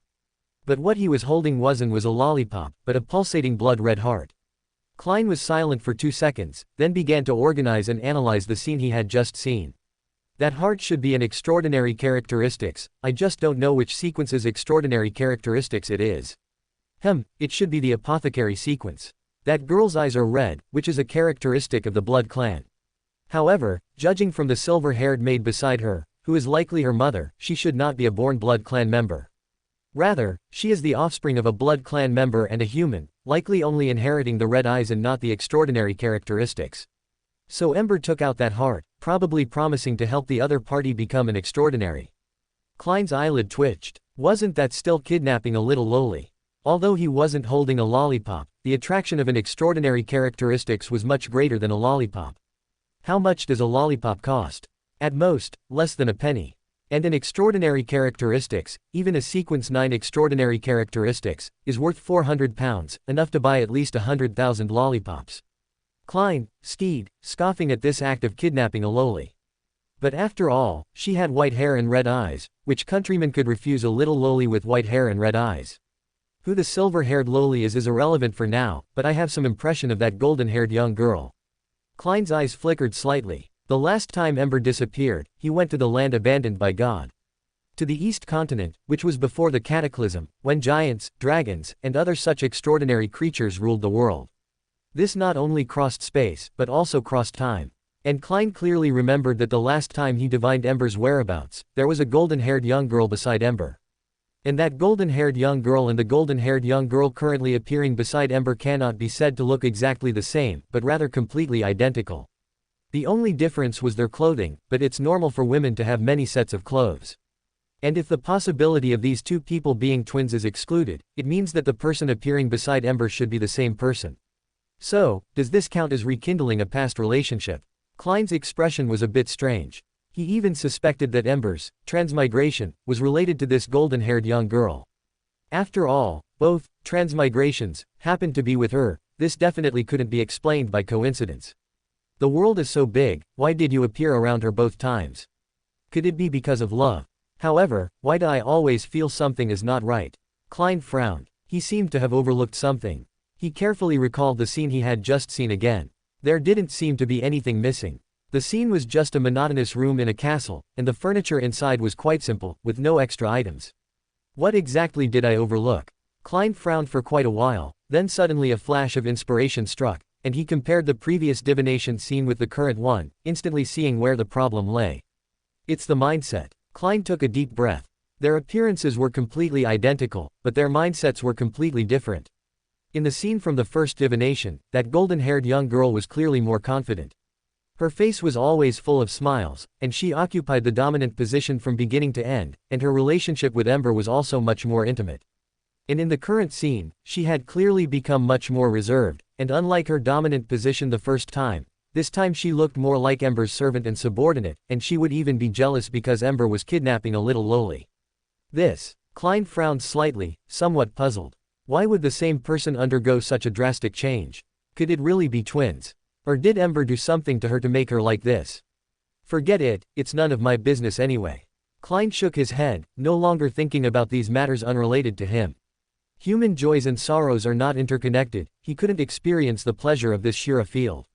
Let Ember have the headache himself. There are still too few scenes. I cannot accurately determine Ember's current location. Klein thought for 2 seconds and decided to do another divination. But not now. Although his spirituality was still very sufficient, there wasn't enough time. After all, the previous tarot club had already consumed a lot of time. Moreover, continuous divination wouldn't be very effective. After all, what he wanted wasn't to monitor Ember's every move, but to determine Ember's location through the divination scenes. With multiple divinations within a short period, Ember would likely stay in the same place, and repeated scenes wouldn't have any meaning. So, waiting a while before divining again would yield better results. However, Klein subconsciously looked at the first seat on the left, which was Miss Justice's position. Miss Justice would definitely be interested in Ember's current situation, and she had originally made such a request. However, the fool couldn't do something as undignified as public divination, so he could only brush it off for the time being.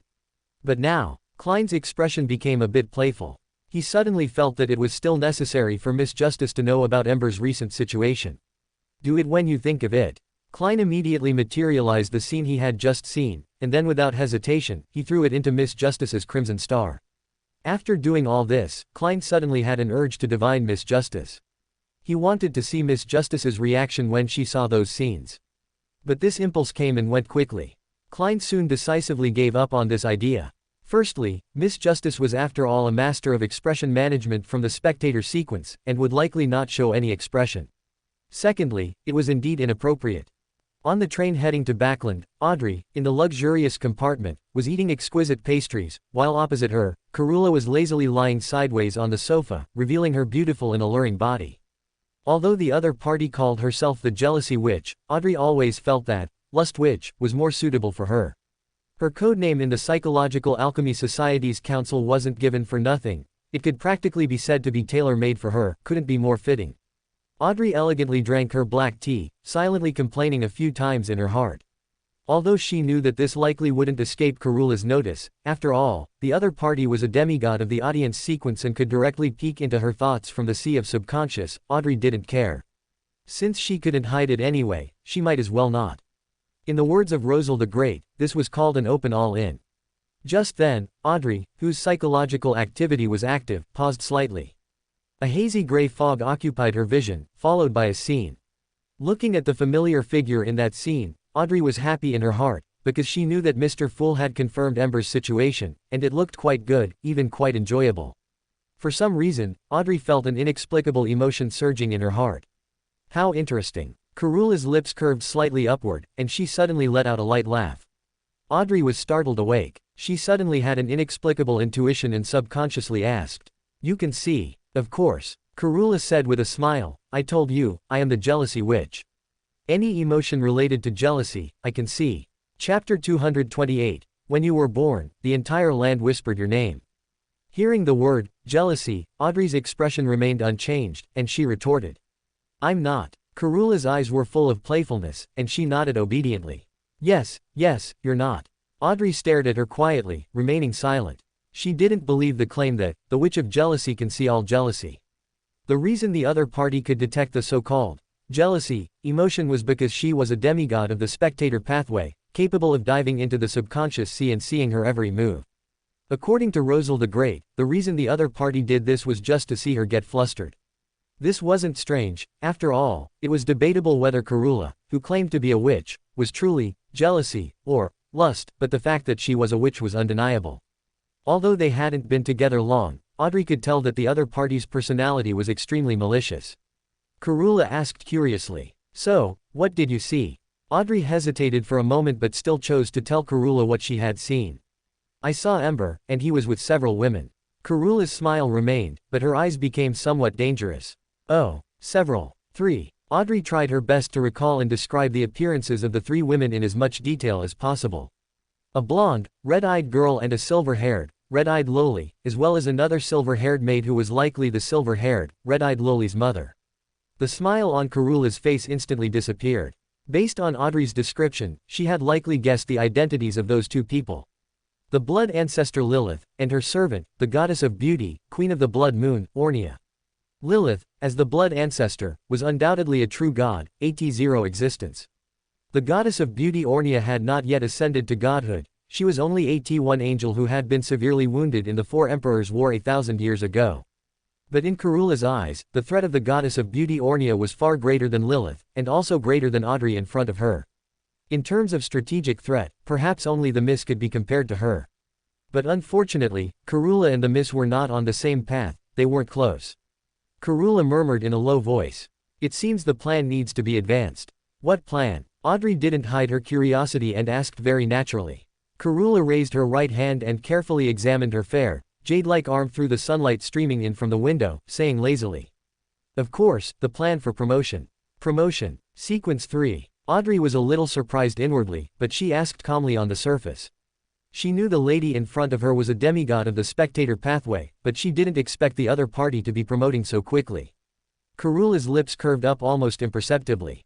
Correction, it's sequence 2. She had the potion formula and extraordinary characteristics for the spectator pathway sequence 2 feet observer, and she had even gathered the conditions for the ritual long ago. In fact, she could have completed the promotion 1,000 years ago, but she had been putting it off until now. If possible, she would have continued to put it off. But now Karula felt threatened. If she couldn't promote to a sequence 2 angel now, the disadvantage would only grow. Therefore, she could only advance the plan.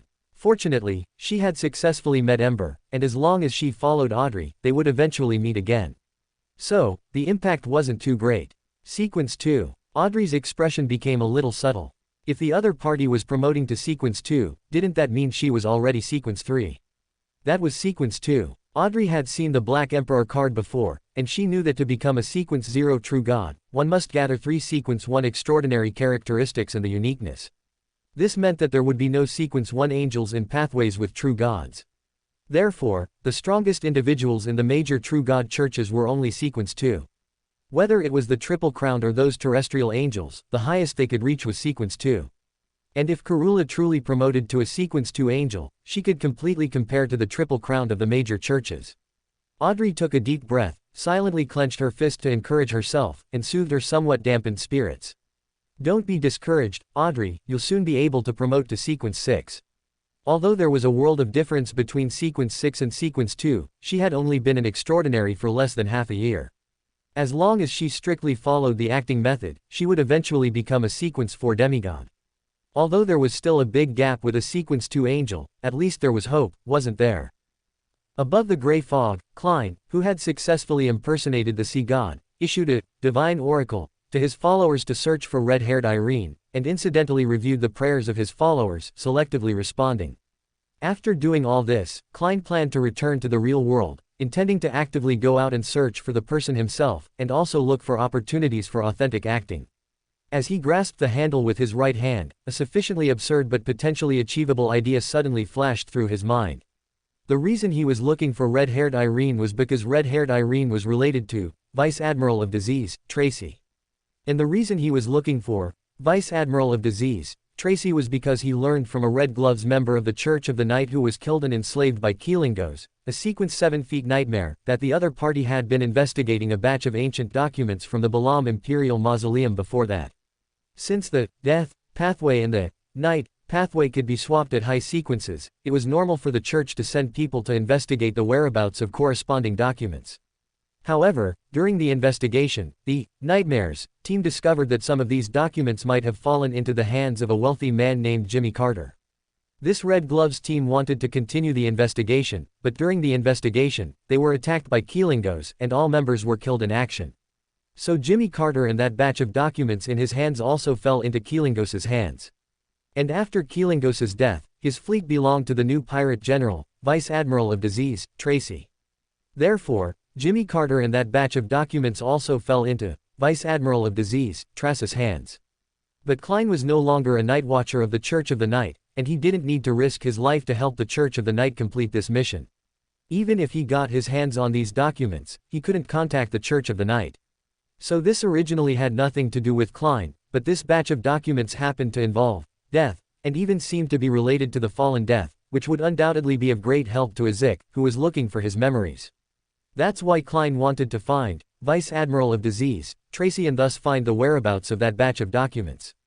And to meet Vice Admiral of Disease, Tracy, red-haired Irene was a good stepping stone. But the problem was, Klein suddenly had a bold idea. He didn't need to look for red-haired Irene at all, because he was red-haired Irene. As a faceless, he could easily transform into red-haired Irene without being seen through. In other words, he could completely transform into red-haired Irene himself, have Danitz send him Tostrongman, Ozel, and incidentally collect the bounty, while he simply and easily waited to meet Vice Admiral of Disease, Tracy. This operation is so saucy. Klein suddenly shook his head, finding a reason to reject this idea. Although I'm a faceless, I still can't accept cross-dressing right now. Klein's eye twitched, and in the end, he decided to temporarily give up. Cross-dressing was impossible, not in this lifetime. Let's find red-haired Irene first. I'm back, the familiar feeling is back. Arson stood in the hall with a high dome, spreading his arms and closing his eyes, greedily breathing in the taste of power, as if he had become the master of this castle again. Arson. Lady Aisha couldn't help but feel worried looking at him like this, and couldn't help but remind him in a low voice, don't forget your mission. Before killing them, any arrogance will kill us. Of course I know. Arson opened his eyes, his gaze lightly swept over Lady Aisha, and he sneered. He was clearly the one leading the guards now, and he was also the leader of the Esh family. He was the one who should inherit the ruler's position, but this stinking bitch dared to talk to him like this. Did she think she could step on his head just because she had a blood clan son? Dream on. Arson's gaze swept over another maid who was acting as an insider beside him, and he asked lightly. Where are they now? The maid who had been responsible for monitoring replied in a low voice. In Alika's room upstairs. Alika. A trace of disgust flashed in Lady Aisha's eyes, where is that little bastard? The maid's expression was somewhat worried. They are also inside, but they don't seem to have executed Alika and the others. Lady Aisha frowned slightly, feeling that something was wrong. She had originally intended for that blood clan to kill Alika and the bastard left by her sister in a fit of rage, thereby legitimately eliminating these two stains that defiled the family's bloodline, and also allowing the blood clan named Lilith to temporarily overlook other matters. But now, the plan had gone wrong from the very beginning, which made her vaguely uneasy. Arson sneered, disdainfully saying, they were probably seduced by that bitch. Just like her sister, these bitches are best at seducing men, and even a few of the blood clan are infatuated with them. Lady Aisha thought about it, and it was indeed like this. Alika and that little bastard both had devilish silver hair, which was undoubtedly a defilement and blasphemy to the noble bloodline of the Esh family. If they hadn't been taken fancy to by those three blood clan, they should have died long ago. Her child clearly inherited the great bloodline of the blood clan, but she was still punished because Carlos accidentally killed the mother of that little bastard. Thinking of the past pain, Lady Aisha felt a faint pain in her back. We must kill them. Lady Aisha's expression became somewhat distorted, and she gritted her teeth. Of course, we can't let them continue to defile the family's noble bloodline. Arson smiled coldly and echoed Lady Aisha without hesitation. But his flickering eyes showed that he didn't actually think so. Although Alika and that little bastard defiled the noble bloodline of the Esh family. But that little bastard after all inherited some of the Blood Clan's bloodline. According to those Blood Clan, the descendants of this little bastard could even experience an atavism phenomenon. In other words, children born to this little bastard could potentially be Blood Clan. This was undoubtedly a great temptation for Arson, who was not a Blood Clan himself. Although Lady Aisha's child Carlos was also a Blood Clan, he was not his child after all. Although he was in power of the family now, when Carlos grew up, Lady Aisha and Carlos could gradually gain power with the advantage of their Blood Clan bloodline, which was something Arson could not tolerate. And the reason why Lady Aisha was eager to kill Alika and Ornia was partly because their existence was indeed a defilement of the noble bloodline of the Esh family, and partly because she wanted to prevent others from having Blood Clan descendants with Ornia. Although Arson was echoing her words, he had already made up his mind to keep Ornia. Of course, a lewd and greedy look flashed in Arson's eyes. It would be even better if he could capture the Blood Clan named Lilith alive. Combining with a cursed child was ultimately a bit off-putting for him, and the probability of giving birth to a Blood Clan bloodline was definitely not as high as with a real Blood Clan. And Lilith perfectly fit this condition. She was a Blood Clan, and had noble golden hair like the Esh family. She was simply the most perfect breeding machine. Plus, the Blood Clan had long lifespans. If he could capture her alive, he might be able to use her for hundreds of years. Arson's lips curved up slightly, as if he had already seen a beautiful future beckoning to him. "Follow me." Arson waved to the people behind him, but instead of taking them up the stairs to the second floor, he turned into a room in the corner. Pushing open the door, there was a hidden staircase leading to the second floor behind it. This castle was, after all, built by the Esh family. Even though it had been taken by the Blood Clan for decades, in terms of familiarity with the internal structure of the castle, even the three guardians who had lived here for nearly 20 years might not understand it as well as he did. Taking the stairs might lead to being discovered, and it might arouse the other party's vigilance. But taking this hidden passage could completely avoid the other party's eyes. The group quickly filed in, following Arson up the hidden stairs to the second floor. And Lady Aisha, after seeing them enter the room, went up to the second floor from the stairs in the hall. She lived in this castle anyway, and could openly take the stairs without worrying about being suspected. This could instead paralyze those two outsiders. Moreover, that idiot Arson thought she didn't know what he was thinking. The reason why most of the guards chose to follow Arson was entirely due to her efforts. As long as those two outsiders were killed, Arson would also accidentally die in the line of duty, and only her son Carlos would be qualified to inherit the family's noble bloodline, and only Carlos would be qualified to rule this land. Lady Aisha's lips curved up slightly, as if she had already seen her son reigning over the world. And both Lady Aisha and Arson were full of confidence, believing their plans were flawless.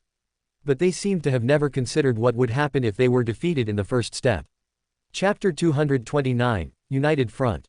Bang! Accompanied by the sound of a heavy object hitting the ground, the tall and sturdy saber-toothed tiger collapsed heavily amidst painful wails, its chest no longer rising and falling, unable to get up again. Bright red blood gushed out like a fountain from the severed end of its neck, staining the ground with a brilliant rosé. The young man with dazzling golden hair watched all this happen, not reacting for a long time, until he heard the trembling voice of one of his subordinates, filled with fright.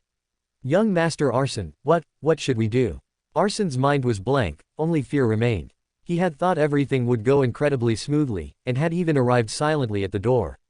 But at that moment, a gaunt, blood-red wild dog, as if skinned, suddenly darted out from the shadows. Before anyone could react, it bit the saber-toothed tiger's neck, directly tearing off its entire head. The reason they dared to resist the Blood Clan member who had killed 3 former guardians, besides the fact that she was alone and female, was primarily because they relied on the saber-toothed tiger. That was an extraordinary creature tamed by 3 former guardians, far more powerful than them, the Blood Servants. As long as this saber-toothed tiger could slightly restrain that Blood Clan member, the rest could swarm her and hack her into meat paste. But with the death of the saber-toothed tiger, all of it had turned into smoke. What awaited them would be a massacre. The gaunt, crimson wild dog arched its back, bright red blood slowly dripping from its foul-smelling maw. The bloody smell of the saber-toothed tiger's corpse gradually spread. That blood, containing active spirituality, was also extremely attractive to them, the Blood Servants. Normally, they would probably have greedily swarmed it and sucked it dry. But smelling the delicious bloody scent now, they only felt fear, unprecedented fear. The crimson wild dog's crimson eyes were filled with ruthless brutality, staring intently at the crowd on the other side of the corridor. Even with only its soul remaining, it was still deeply affected by the crimson corruption, even undergoing a certain degree of mutation. And this mutation made it crave blood and slaughter intensely. Unfortunately, it had never had the chance to indulge in pleasure before, which had left its mood extremely suppressed. But now, a feast was actively delivered to its doorstep, making it tremble with excitement. Roar! The crimson wild dog let out a low growl, straightened up, and suddenly charged forward. Arsen's expression changed, and almost subconsciously he wanted to track the crimson wild dog's movements. But the moment the other party charged forward, the crimson wild dog's figure suddenly disappeared from his sight. Where did it go? Arsen's pupils contracted sharply. The corridor was this fast. The other party couldn't have suddenly disappeared. Before his mind could react, a scream suddenly came from beside his ear. He subconsciously turned his head, and a patch of shadow occupied his vision. PFF'd. The head of the person beside him had vanished, and blood sprayed directly onto his face, which he couldn't dodge in time, almost blocking his vision. The foul smell of the blood nearly made him vomit, further fueling his fear. He still couldn't understand why things had turned out this way. And at this moment, the crimson wild dog was already enjoying its feast. It could have killed everyone directly, but instead, it kept moving through the crowd. Each time it appeared, it would bite off a head, causing blood to spray like a fountain onto others, making the corridor even redder and further promoting the spread of panic. They had long lost their initial high spirits, not even having the thought of resisting. And only now did the subordinate's question suddenly flash in Arsen's mind. What should they do? Run. Arsen didn't answer, but the answer was already flashing back in his mind. He instinctively moved his feet, wanting to secretly leave this place while the others were distracted. There was a hidden passage at the back of the corridor, as long as he could get there. Arsen's thoughts came to an abrupt halt. He suddenly felt his vision blur, followed by a dizzy spell, and saw a headless corpse spraying blood 2 meters high, giving him a strange sense of déjà vu. Inside the room, hearing the screams from outside, Ember glanced at the scarlet moon outside the window. It was still crimson. The blood servants of the blood clan are essentially a type of offspring. They are also endowed with a portion of extraordinary characteristics. This also leads to the blood servants having physiques far superior to ordinary people, even extraordinary ones. After all, pathways like Spectator, Apprentice, and Diviner have almost zero physical enhancement at Sequence 9. Even their extraordinary abilities cannot be directly used in actual combat. Therefore, blood servants, who are not extraordinary, can actually hold an absolute advantage against extraordinary individuals of these pathways at Sequence 9. It's not just Sequence 9, Apprentice and Spectator pathways are suppressed by blood servants in terms of physique up until Sequence 6. This is because the combat enhancements from their extraordinary abilities at low sequences are completely negligible. And with over 20 blood servants, plus a saber-toothed tiger comparable to Sequence 8, there was indeed hope they could kill most extraordinary individuals of Sequence 7 pathways through a sneak attack, including the blood clan of the Apothecary pathway. However, even just considering sequence, both he and Lilith were Sequence 6. From the start, these people had no chance of winning, but they were completely unaware of this. Because they lacked information in this regard, they couldn't clearly understand the gap in strength between the two sides, they only had blind confidence. Of course, let alone them, even extraordinary creatures close to true gods also lacked this understanding. After all, before the blasphemy slate appeared, knowledge in this area was a complete blank for any race. Compared to the people of this era, Ember was in a sense almost equivalent to a prophet. Even if he wasn't clear about the potion formulas and promotion rituals for most pathways above Sequence 5, with the power of the first fire, this gap in knowledge could be completely ignored. Those who possess more information can hold an absolute advantage in many matters. But Ember was thinking about another problem. Compared to others in this era, he did indeed possess more information. But what about in other areas? Ember frowned slightly. Even now, his memory was still incomplete. Although he had recovered some past memories, many key pieces of information were still missing.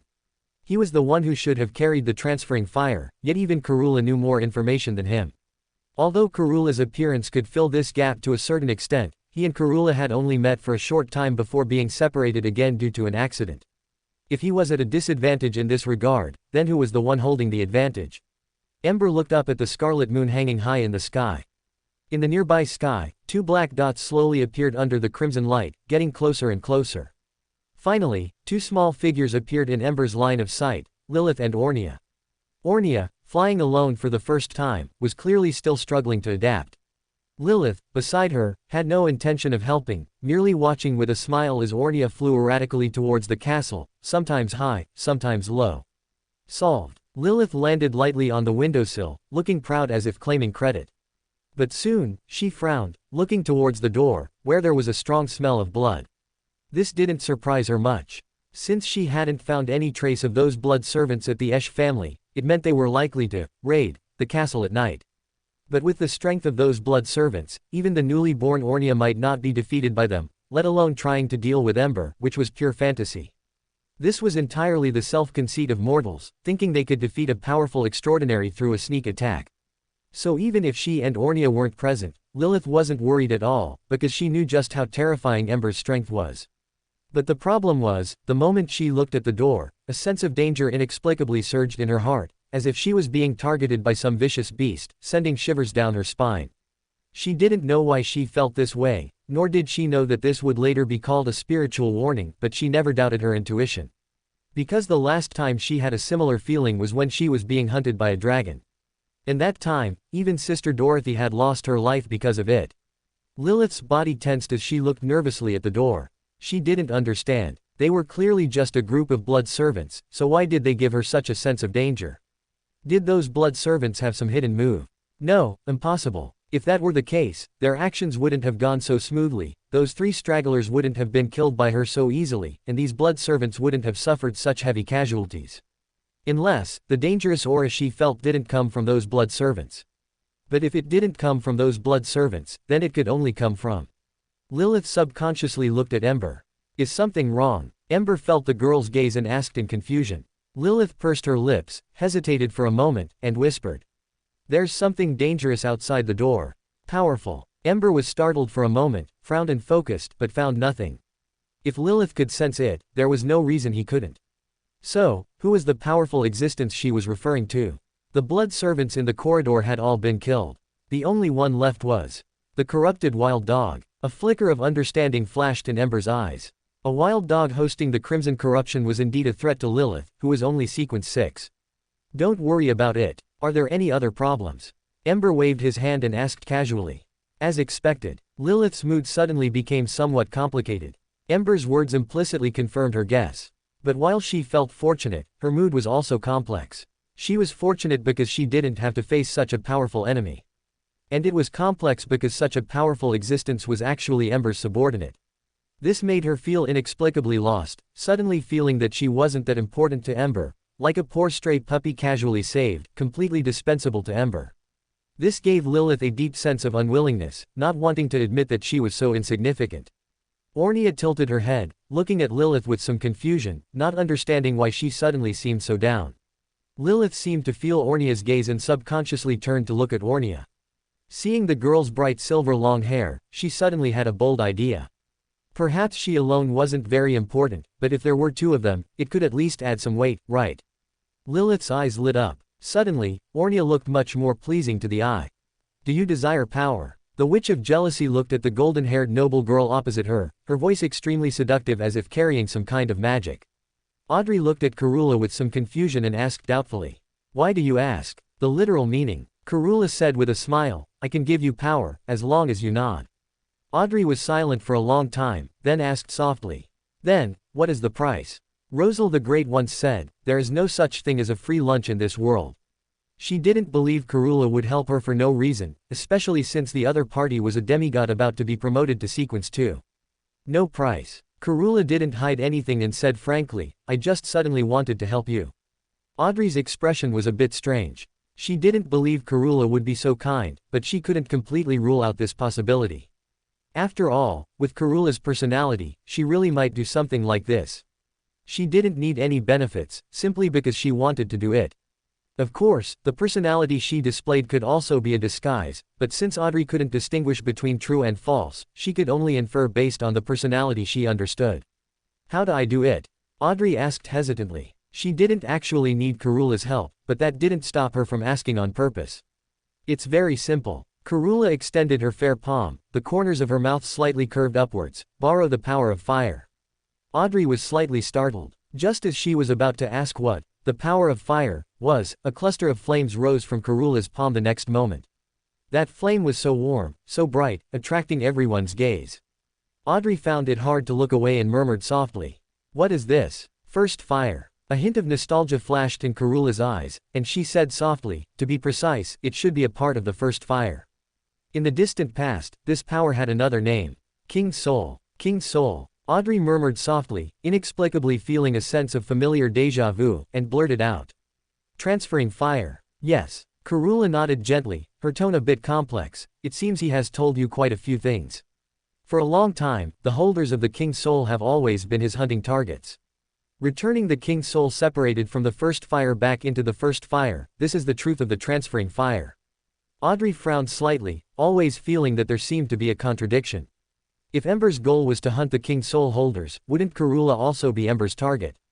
If that were the case, shouldn't she and Ember be enemies? Chapter 230, Division. "You seem to have misunderstood something." Karula looked at the suddenly nervous young girl and said softly, "To perpetuate the first fire, there is the transferring fire, and thus the need to hunt King's Soul and cast them into the first fire. And this goal, he has long since completed. All King's Soul holders have already been hunted by him, without exception." "What about you?" Audrey frowned and asked. Karula's words were completely contradictory. If all King's Soul holders had been killed, then what was Karula? Karula sighed, feeling somewhat helpless. "Don't you understand yet? The King's Soul the first possess was divided and given to me by him." Audrey furrowed her brow slightly. She knew nothing about Ember's past, and perhaps even Ember himself knew nothing. His memory was incomplete. According to Karula, Ember hunted King's Soul holders for the first fire, and this process was called the transferring fire. But if that was the case, why would he divide the King's Soul again? It didn't make sense. Audrey asked cautiously, "How many King's Soul holders were there in total?" "I don't know," Karula said confidently. Audrey felt a bit helpless. "If you don't know, why are you acting so proud?" A mischievous glint flashed in Karula's eyes. She enjoyed seeing Audrey looking troubled and said with a smile, "Of course, it's not entirely without clues. The initial King's Soul was divided into 4 parts, and these 4 parts were then distributed by the initial 4 kings to more people, until finally, everything returned to the first fire. And it was then that the King's Soul was allocated again." "So, you think the reallocated King's Soul was also 4 parts?" Audrey asked hesitantly. "Of course not." Karula shook her head gently and replied seriously. "The reassembled King's Soul was divided into at least 9 parts. In the territory of the Esh family, Dur, who was leading a team to investigate, couldn't help but frown slightly upon hearing his subordinate's report. "You mean, Arson and the others are all missing?" "Last night, the Esh family was completely slaughtered, and upon learning of this tragedy, Dur immediately brought the remaining members of the town guard to the Esh family's territory to investigate. Of course, this was just for show. Because he had basically guessed what was going on. After all, as the largest family in the town and the former rulers, most members of the town guard lived here, making its safety factor the highest in the entire town. But such a place was completely slaughtered, and it was obvious to anyone that the person in the castle did it, only she had such strength. After all, the other party was a genuine blood clan, and they, as blood servants, were worlds apart compared to her. So Dur knew from the start that this investigation would go nowhere, because it was impossible for him to hold the perpetrator accountable. But now his subordinate told him that after such a major incident last night, Arson and the others were actually not present. What was going on? Dur's mind didn't immediately grasp it. He had thought that the person in the castle, upon learning that the former guardians had descendants, had decided to eliminate them root and branch and slaughtered the Esh family overnight. But the disappearance of Arson and others made the matter even more mysterious. Where exactly did they go? It couldn't be that the person specifically collected their bodies, could it? Dur didn't think Arson and the others had such treatment, nor did he think they chose not to resist when invaded, abandoning their families to escape alone.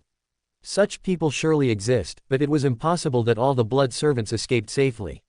Because even if they wanted to escape, that person wouldn't let them go. At least 2 bodies would be left behind, not a single blood servant corpse. Unless, they had already left before this place was slaughtered. Dur frowned in thought and quickly reached a conclusion. This was the only answer he considered possible. But if that was the case, where did Arson and the others go? Dur. While Dur was still wondering, a red-haired young man came up to him with a nervous expression and whispered in his ear. Something's wrong. Someone saw the maids in the castle cleaning up bodies outside. It seems to be Arson and the others. Upon learning the whereabouts of Arson and the others, Dur's expression became even more troubled. The case was now solved. Arson and the others had indeed not given up on that unrealistic fantasy and ultimately chose a night raid. But it was clear that their night raid ended in failure. It was even because of this that the entire Esch family was annihilated. After a long silence, Dur turned and walked towards the castle. No matter what, this matter required an explanation. Although the entire Esch family had been killed, he still had to give that person an explanation to avoid incurring her wrath. The Esch family and the castle were actually very close. From a distance, one could see the castle's towering spires, majestic and imposing, the tallest, sturdiest, and most luxurious building in the entire town. When he arrived at the castle gate, the maids were clearing out the limbs and severed bodies left from the previous night. Responsible for all this was a silver-haired maid. She was standing with her back to Dur, directing the other maids in the cleanup. This allowed Dur to see only her silver hair and back, but Dur was not unfamiliar with her identity. Alika, or rather, Alika Esch. She was also a member of the Esch family, but for some unknown reason, her and her sister's hair color was silver, which was considered a symbol of demons, and they were nearly burned to death by the Esch family when they were young. Yet, even so, they were still frequently persecuted by the Esch family and not acknowledged by them, unable to use the Esch surname. The Esch family even stubbornly believed that they were a defilement of their noble bloodline, and only by killing them could this shame be washed away. For this, Alika's sister was persecuted to death, her heart dug out alive by Carlos, who had inherited the Guardian bloodline. And Carlos, as a descendant of a Guardian possessing Blood Clan bloodline, naturally did not suffer any punishment for this. Although Alika miraculously survived, her hatred for the Esch family could definitely be described as deeply ingrained. It was likely she who pointed out the Esch family to that esteemed person. Dur sighed softly. This could be considered karma. The original mistress of the castle was Aisha, but as a member of the Esch family, her fate was self-evident. At least among the piled-up bodies, Arson had seen blood-stained, messy golden long hair. Golden hair, as a noble symbol of the Esch family, had now become the only distinguishing feature of their identity. Miss Alika. Dur stepped forward and asked politely. Is Lilith here? I have important matters to report to her. Alika didn't turn around, just said softly. Those two esteemed individuals have already left. Dur was stunned for a moment, then remembered that when they arrived yesterday, they did say they were just passing through and would leave at dawn. However, at the time, no one took it seriously. Not only did Arson and the others not believe it, even Dur didn't believe it. Because when Bahadur and the others came, they also said they were just passing through, and that, passing through, lasted 20 years. Even after getting the answer from Alika, he still found it hard to believe and cast a questioning look towards another brown-haired maid who was shoveling flesh, who was his sister. Young and beautiful girls in the small town were basically sent to the castle to serve the few guardians, just as the Esch family had Aisha. Dur's sister Ailey also worked in the castle, and Dur would occasionally ask her for some information. Ailey met Dur's gaze and gave a subtle nod, confirming Alika's words. Dur was somewhat in a daze. The blood clan who called herself Lilith actually left just like that. In other words, she seemed to have truly just been passing through. Dur almost subconsciously looked at the pile of body parts outside the castle, his emotions complex. He knew that Arson had always wanted to restore the glory of the Esch family, to make them the rulers of the small town again, and this was the direct reason for his sneak attack on the castle last night. But who would have thought that Lilith was truly just passing through?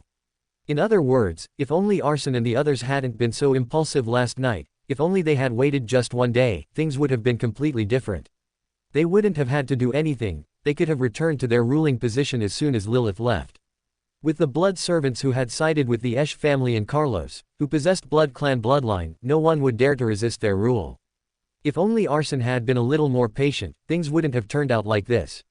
Although Dur was not a member of the Esch family and did not wish to see Arson's plan succeed, he still couldn't help but feel some emotion about it. He had advised the other party last night, but unfortunately, the arrogant Arson had never taken him seriously and never listened to advice.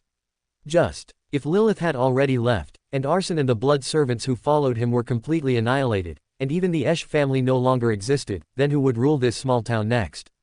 As one of the few remaining blood servants, Dur suddenly realized that he was now the one with the most powerful force in the entire town. So, did he also have a chance to replace the Esch family and become the new ruler? Dur's heart stirred, and he couldn't help but let his imagination run wild, as if the ruler's throne was beckoning to him. Just as he was almost lost in beautiful fantasies, Alika's calm voice suddenly came from beside him. Go gather the remaining members of the town guard. I have something to announce. Frowned slightly, looking at Alika with some dissatisfaction. At this moment, Alika, who had been facing away from him, happened to turn around, her crimson eyes calmly looking at him. Pupils immediately constricted. Red eyes were always a symbol of the Blood Clan, but Alika was clearly not Blood Clan, and her eyes shouldn't have been red. What was going on? Outside the town, Ember and Lilith once again embarked on their eastward journey, but this time there was a silver-haired loli in the group. Lilith muttered softly. Why did you give her blood essence? You knew she was faking it. She was referring to Alika, but the silver-haired loli beside her did not refute or get angry, her expression remaining calm. Because she knew that those words were actually aimed at her indirectly. Ember glanced at Lilith and said indifferently. Does it matter if she's faking it? Besides, this isn't from your clansman. It was just a sequence 7 extraordinary characteristics, even if sold, it wouldn't be worth much money. Moreover, he had dozens of similar extraordinary characteristics on hand, most of which were collected from the corpses of Lilith's clansmen. The reason Lilith held such deep resentment might also be due to this factor. But Ember used the extraordinary characteristics of the 3 renegades killed by Lilith. Logically, she shouldn't be so petty. Lilith puffed out her cheeks and continued to mutter in a resentful tone. But you shouldn't just give it away. Why should Alika get a share of blood essence? Just because of her. Lilith pointed at Ornia, not hiding the object of her dissatisfaction. She knew, of course, that a share of blood essence was nothing, but Alika got a share of blood essence without contributing anything, wasn't it still because of Ornia? Although she had decided to form a united front with Ornia, this did not prevent Lilith from expressing her indignation and grievance about it. Why? Was it just because this Ornia had white hair and red eyes? She was never dissatisfied with a share of blood essence, but because Ornia received more than her. She only had 1 share of blood essence, but Ornia had 2. Was this fair? Ember looked at the girl who kept causing trouble and retorted. Otherwise. Ornia raised her head and blinked at Lilith, as if also asking. Otherwise. Lilith's eyes instantly became dangerous. Ember's retort left her with little to say, but she felt that Ornia was provoking her. Lilith immediately glared back fiercely. Both the aunt and niece were skilled actors, each more capable of faking it than the other. Both of them were clearly deep in scheming, yet they both pretended to be more innocent than the other. Someone who didn't know would think they were pure white lotuses rising unstained from the mud. If Lilith hadn't happened to have the talent in this area and could easily see through their acting, she might have been deceived by them too. But precisely because she wasn't deceived, she felt incredibly annoyed. Why? If she had known Ember like this type, she should have pretended to be a white lotus too. Stop it. Ember looked at the two glaring at each other, patting Ornia and Lilith's heads with a wry smile, forcibly separating them. He knew, of course, that Alika was faking it, and her usual white lotus image was just to make Aisha lower her guard. As long as Aisha felt she wasn't a threat, there was no reason to kill her. It was by relying on this harmless acting that she was able to survive until now with Ornia. But Ember didn't care. Whether Alika was good or bad, and whatever she did after becoming an extraordinary, Ember didn't care. Just as he didn't care how many people from the Esh family died, none of that was important. It was simply because he wanted to divide it, so he did, as always. For more thrilling fanfiction stories like this, check out my channel Fanfic Audiobook. Dive into epic adventures, mysterious realms, and legendary journeys brought to life through immersive storytelling. Don't forget to like, share, and subscribe for more amazing audiobooks.